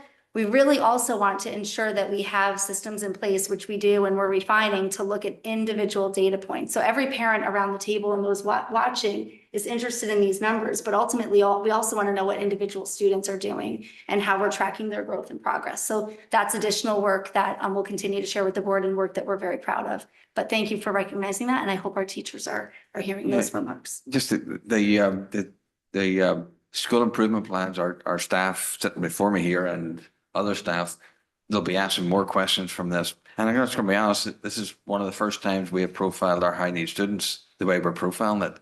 And I very much appreciate the discourse and disposition of the board in discussing it. But it's important for our young people, our high needs kids, to be making annual growth too. So this is going to be useful from SES to regular classroom teachers. So anyway, I just want to let you know that is being used. We should be using it for that purpose. Happy to support in general this type of understanding of it. All right, with that, thank you all. And I'm pretty sure Alan was trying to tell you should all go home. Thank you, team. See you tomorrow.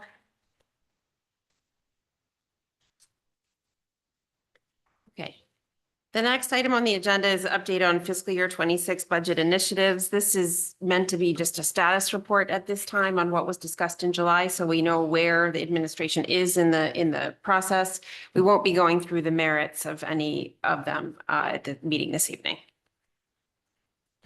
So we can, if we just speak real quickly to a couple of these, again, as Madam Chair just announced, these are just status reports. Have they fallen off? Are they still alive?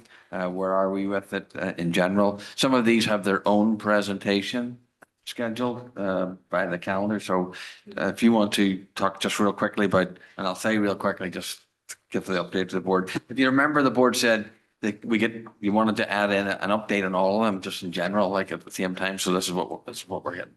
Sure. We had a robust discussion at the October 2nd Curriculum Committee meeting around K-3 literacy, and we'll be revisiting that as well during, as Sarah mentioned, during the October 22nd full board meeting. That continues to be a monthly agenda item at the Curriculum Committee, and our steering committee, District Literacy Steering Committee is alive and well, and we've got our core review team that's supporting the implementation of our pilot program in grades 1 through 3. And what we're going to be doing is offering the public session on October 16th for families and community members to learn a little bit more about the HMH into Reading pilot and the other curricular resources that we're using in district. One of the things that we talked about during the curriculum committee meeting as well, the state has not changed their stance on having a state approved program from that small list of state approved programs. We are committed to, with the process, involving our staff so that there's staff voice in the decision that's made. And I also appreciated Sarah and Jill's comments last time that we will not rush a decision in this area in the interest of timeline, right, for budget processes. So it's work that we need to really be committed to as administration and the board to ensure that we're being very intentional with our decision making moving forward. And we also will be making sure that when we meet in November, that we have an opportunity for teacher feedback to be shared with the board about the pilot and current resources. Do you want to stop for questions on that? I think we'll hear more about that on the 22nd. We will. Yeah. We will. So unless there's a pretty high level question, there'll be plenty of time for discussion in 2 weeks. Really quickly with EduPlanet, which again, we'll hear more about on the 22nd, there's a proposal for expansion, which is really just about access that our teachers and administrators would have to that platform, which is where our curriculum is housed. So there's a finite number of licenses that we have for curriculum writers right now, and even for people to have view access, and also wanting to make sure that we have public access for all stakeholders. I also have very concrete data with regard to the percent of curriculum that's complete at all stages, with course description, stage 1, 2, and 3 across the board for the departments. So that's something that I can share that evening or in a memo to the board. It will be a very nominal fee to expand, and it's really should be a non-negotiable that our staff has access to the curriculum. So that's something that we want to ensure is a priority moving forward. Play-based learning is something we're super excited about. We have an awesome group of very dedicated teachers. We had about 18 people come to a voluntary meeting a week ago to understand more about the statute for play-based learning and how we're approaching that in Darien Public Schools. We've outlined a professional learning session. I offered a professional learning session in August on this topic where we talked about the research of play-based learning and how to begin to have a more common understanding of what play-based learning is in Darien Public Schools. Additionally, we will have that group come back together again. It's the teachers that are actually designing the professional learning with me that will be offered for the staff on the November 5th date. And we'll begin our curriculum writing process on October 29th. So that we ensure that play-based learning curricula is aligned to the standards. So one final piece around that is there are some pieces of equipment or furniture that we want to consider to have in our classrooms, like sensory tables, kitchens, and so we're also taking an inventory. It's my understanding that some of those things may have made it through the pandemic and others may not. So wanting to ensure what we have in each of those pre-K and kindergarten spaces. So that number 50,000 is inclusive of Yes. Professional development and potentially some materials, Correct. if you will. Yes, Okay. absolutely. The PLC, I don't know, Dr. Adley, if you want to talk about. Yeah, I'll just jump in there real too. quickly. This is an opportunity to support the professional capacity of our staff through professional learning time that we haven't decided on a model or what that should look like. There's a 219,000 placeholder there for one version of providing professional time. And we want to do this for a couple of reasons. It's a high school recommendation from the NIAS accreditation team. That's in there as a recommendation for additional time for your staff. It's also a recommendation from the Tri-State report that was put out. I'd also say that it would be a very strong, positive, lucrative recruitment strategy for staff. That being said, we still have to do a review of the DERG and the review of the literature and schedule up a follow-up meeting with student transportation first student. But the administrative team are strongly in favor of looking at this and continuing to meet and bring forward a proposal. So that's what we intend to do. The facility study is sort of speaks for itself a little bit, Richard, I think, right? It's probably going to be that money. So we already received quotes. That is the lowest quote we got. So if the board wanted to do a study for the middle school, high school, Togany, you would have to choose to put that in the budget. Our director of technology is overseeing the website redesign, which will be an increase of $20,000 approximately. But the nature of the improvements are still being determined, but that is underway as a proposal. Transition program. Do you want to speak to that, Shirley, please? And we did have an opportunity to share with the board last year where we were in our process steering committee. Where we're looking at right now is in planning for looking at the areas or location. It's working on location. Similar to Fitch Academy development, we looked at it, what would be accessible and starting out because it may be a small group of students. If you remember, although we need Ellen to confirm, I think we started with 3 students at Fitch when we first began. So looking at accessing possible location near Fitch or next to Fitch, we'd be able to share staff with them. We'd be able to share psychologists with them, possibly related service providers, speech and language pathologists. We need some paraeducators and we're looking at the staffing for that, but that would help with nursing services also because there is a nurse. So we're trying to look at if we can be in that proximity of Fitch, that may help for that area. And also just have a home, with other students and part of that. Also transportation, we know we need additional transportation. We're looking at those numbers. Budget purpose. However, there is a bus and transportation provided for some Fitch students, so that might help with arrival, maybe not with internships or local internships in the community. Also looking at that location, it's close to businesses. It's close to the library where we already have a relationship. We actually started Fitch in a library, if you remember, initially.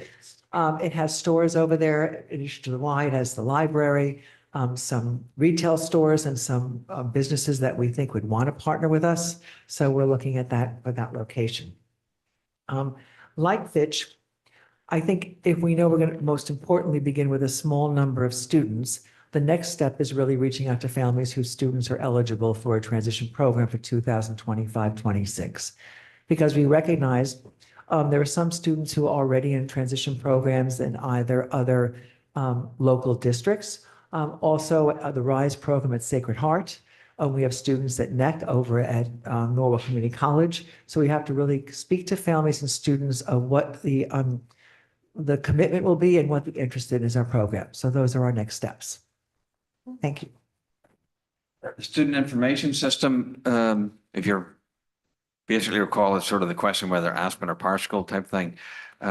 There is a scenario here where we would lean back into Aspen. That puts us in a conflict a wee bit with the communications surveys that we got from our parents who are concerned about Aspen. So we're trying to unravel that a little bit. And if we did go with Aspen, there's been identified professional learning that needs to be done across the staff, believe it or not, on Aspen, that to make the improvements we want to make. But there is a possibility here that won't come back as actually PowerSchool. It'll actually come back to stay with Aspen, which again, we have to square the messaging and what it means for parents and understand that. But that's a development of where we are.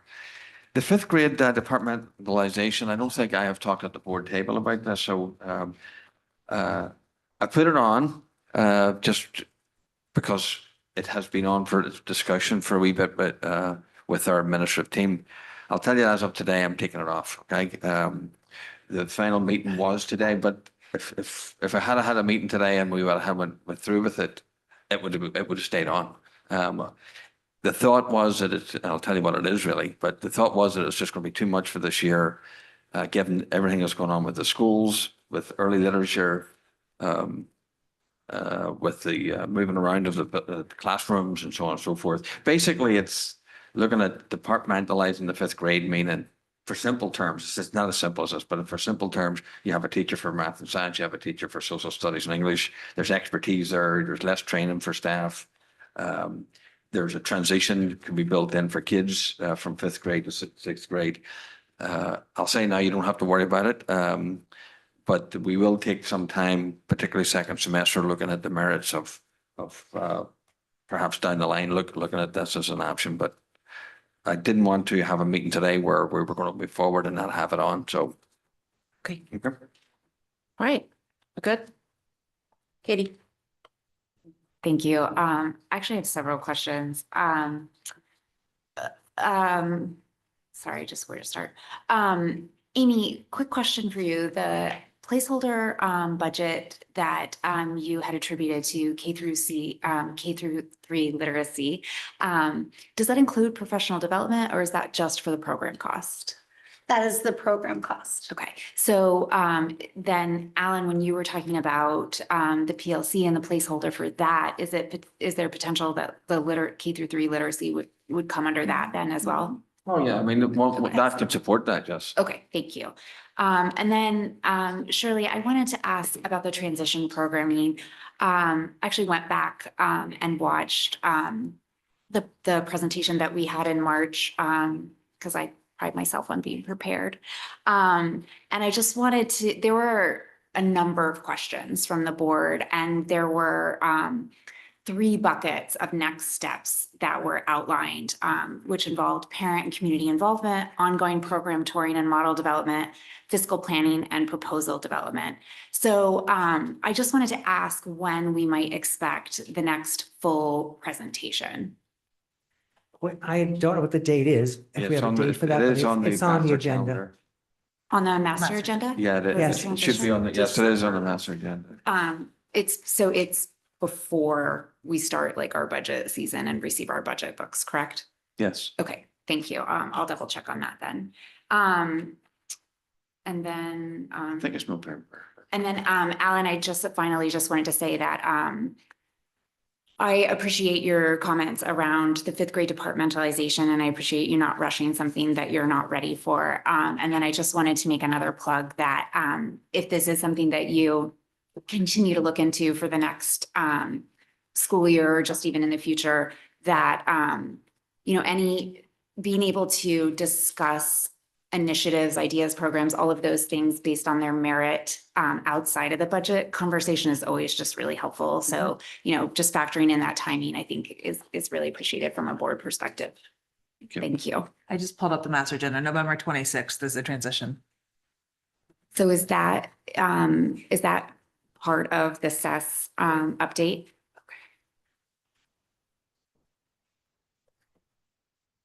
Okay. It's Greg.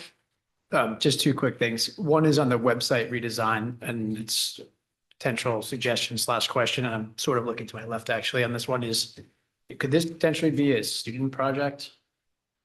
And then the second question is on on Aspen.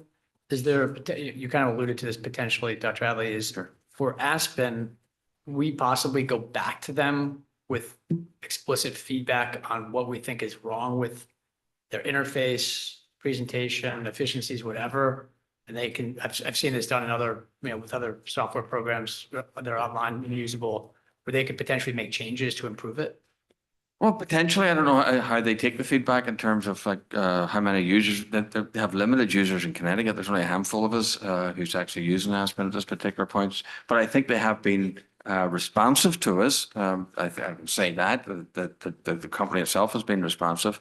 And then in this particular suggestion is the professional learning for the staff. They would be facilitating that for us. So I think the spirit of what you're asking is yes, that they would be responsive to us, and either hopefully if there are modules or designs or something. I can't speak that they'll definitely do that, but in the spirit of it, I found them the feedback we have has been responsive. I mean, we've given them feedback routinely. They won't do like wholesale changes unless they think it's good for all their clients across the United States. But they've made small changes for us when we've noticed things that we'd like changed. So Jeff and his department do routinely talk to us. But one of the things we have to do, I'm not pointing to community members in the community here, but I am. But we got to get a sense of the disconnect as to for the user, and if we are going to keep it, we really need to understand what that disconnect feedback is, because that's a stumbling block. It's just hard to find where to click on the buttons to get the reports that you want. I'm a user. It's just very hard to like find it. So it's like, I think, and on your phone especially, it's like, you can't just like click on three things and have it pop up. It's very hard. That it's like actually to me, it's a pretty simple fix. Like parents just want to be able to click like 2 buttons and have the whole thing pop up. You just mentioned about our students' participation in the website. I think that the students could participate in the website design, input, that type of stuff. The upkeep of it. In theory, it could work, but in practice, it's not. I've yet to see it work, to be honest with you, in different places where someone is actually managing the upkeep of the actual website itself, the communication part of it. That's lacking, and we have a couple of options that we're thinking about doing that, but certainly would like our students' input into the actual interface. I mean, from a student's perspective, I mean, we've been using Aspen for just such a long period of time that we've sort of gotten used to every different function, where to locate certain statistics and stuff like that. From a parent's perspective, I can't really talk much on that. I know you kind of want like the more simplicity to see any statistic that your kids, I assume, would likely have. And from that, I could definitely see where you're coming from and definitely your outlook. But from a student's perspective, I think we've grown very accustomed to the different functions of Aspen, and I don't see a much needed change from that area. Thank you, Ryan. That's helpful. Julie? Yeah. I just done that. I think I've been using Aspen for 14 or 15 years now, and I'm pretty fluent at this point. It was maybe not as steep as I would have liked learning curve, but I do think that there's room to understand better where people struggle with it and try to make it easier on them with better guidance or changes. That's not really what I wanted to ask, though.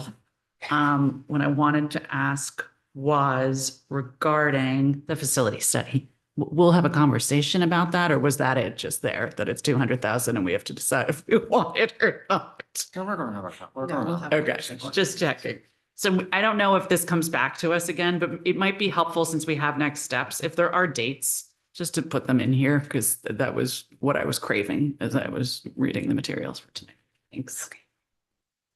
Jill, Yes. just one additional point on Aspen. I have, as Julie, 14 years of trying to use this. And I would say that as you get into the high school level, it becomes much more intuitive because the students use it every day. And they can also help you as a parent understand how it works. And like, frankly, in the elementary years, I don't really feel the need for it except to print the report card that comes out. And same thing with middle school almost. So I personally, I understand the back end database needs are so much more huge and important that I would think that some of the survey feedback was probably just parents that can't do it on a cell phone. It's just laziness. I mean, for me, it's Yeah. just laziness. It's just like. Okay, well, in the spirit of meeting management, it's after 10. So thank you for the comments, but let's move on to the discussion of the proposed fiscal year 26 budget meeting calendar. Thank you all. I don't really have much to say about it other than, if the board wants to have a discussion about it. No, well, sorry. Robin. Just one correction, the March 11th Board of Ed meeting should actually say March 12th because it was a Wednesday and March 11th is a Tuesday. That's the same Oh, night yeah. as the Board of Finance meeting. Yep. Dennis, did you have anything? No. Dave? I was just going to say that I thought it looked good. Sarah, can you remind me that the Board of Finance, the F&B, education, all the other town bodies, they get it the night the Thursday presentation that Dr. Adley gives. Is that the same? Did that happen last year too?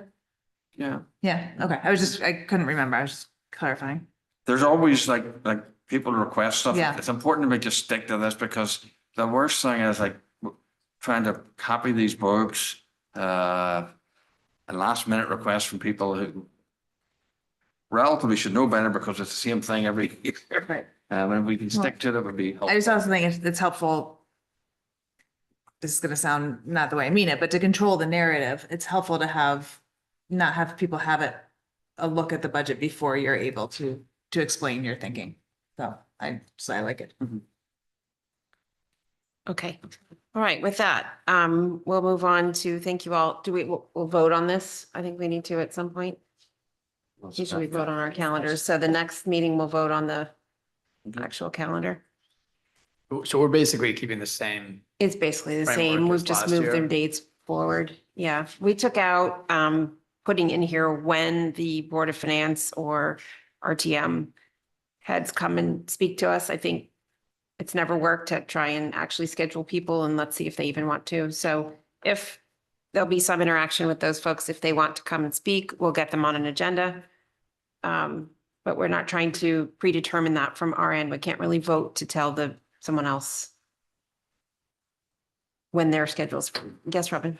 I just found it helpful in the past when they did come to speak to give some feedback and Yes. Yeah. So what we do have in here is when we'd like to have their questions. Yeah. What we don't have in here is the night on which they actually show up publicly, but it's a fair point. It is helpful that there be interaction from all members of all of our stakeholders. Yeah. Okay. Personnel review and report. Thank you for putting this together, Marge. So I think the memo speaks for itself. The only thing that I will point out is that these are the areas that people mentioned with most frequency for why they're leaving. But you have to sort of put them all together. So for example, when someone says that they're moving closer to home, I mean, they're doing an economic analysis, right? I'm going to trade a commute because I don't, the pay differential is not great enough for me to continue with the commute, or the caseload is not, manageable enough. So it's just, it doesn't always stand alone, but I think the information has remained relatively stable. Except that teachers have not complained as much about the atmosphere and the pressures of working here this Yep. year. That's great. And then in terms of the run rate for fiscal year 25, is this, we were 32 at this date, 41 at this date, or is this, we were 32 in fiscal year 21 period versus 42, 41 at this year, but this year's not finished? Yes. It's the same date and time. No, so the 32 the whole year, for the whole year, 41 is as. Thank you. Okay. Katie? Thank you. Marge, thank you for this. This is really helpful to see. I was curious, in the interest of continued growth and in the interest of, making strides towards, the goals that we have about our district and our climate. I wanted to ask if any other districts potentially use outside people, consultants, vendors for exit interviews. And I'm just thinking, I'm wondering about the level of comfortability, right? Versus talking to like a kind of neutral third party versus someone in the district. And if you knew if that was a thing, if it was cost prohibitive, just. I don't know anyone who uses an outside So all of the service. other So we have districts. HR director meetings, Mhm. and Everybody is- does it in-house. We've shared our exit surveys, we've shared all that, so I think everyone is doing them in-house. Even if people don't always meet with me, they'll meet with Barry and I, so I get some information that way for people who are not totally comfortable being honest. Thank And, you. education is a small community, so there are people who, don't want to burn a bridge, and so they are not always 100% truthful, but I can get that information sometimes through other channels. Thank you. All right, we'll move on to the follow-up on action items. From September 10th, the only amendment I'd have is that the board member handbook is in progress. Katie and Julie received the one from Mount Vernon. I also got the one from the new chair handbook from town that has been shared with them. And then tonight, Katie requested from Cass the student handbook. So you guys are working together on a process and a timeline. I'll get back with some next steps. Okay, When you say student handbook, what do you mean, sorry? the one that goes to Ryan. and Oh, Brad. okay. Oh. So they have visibility into that as well.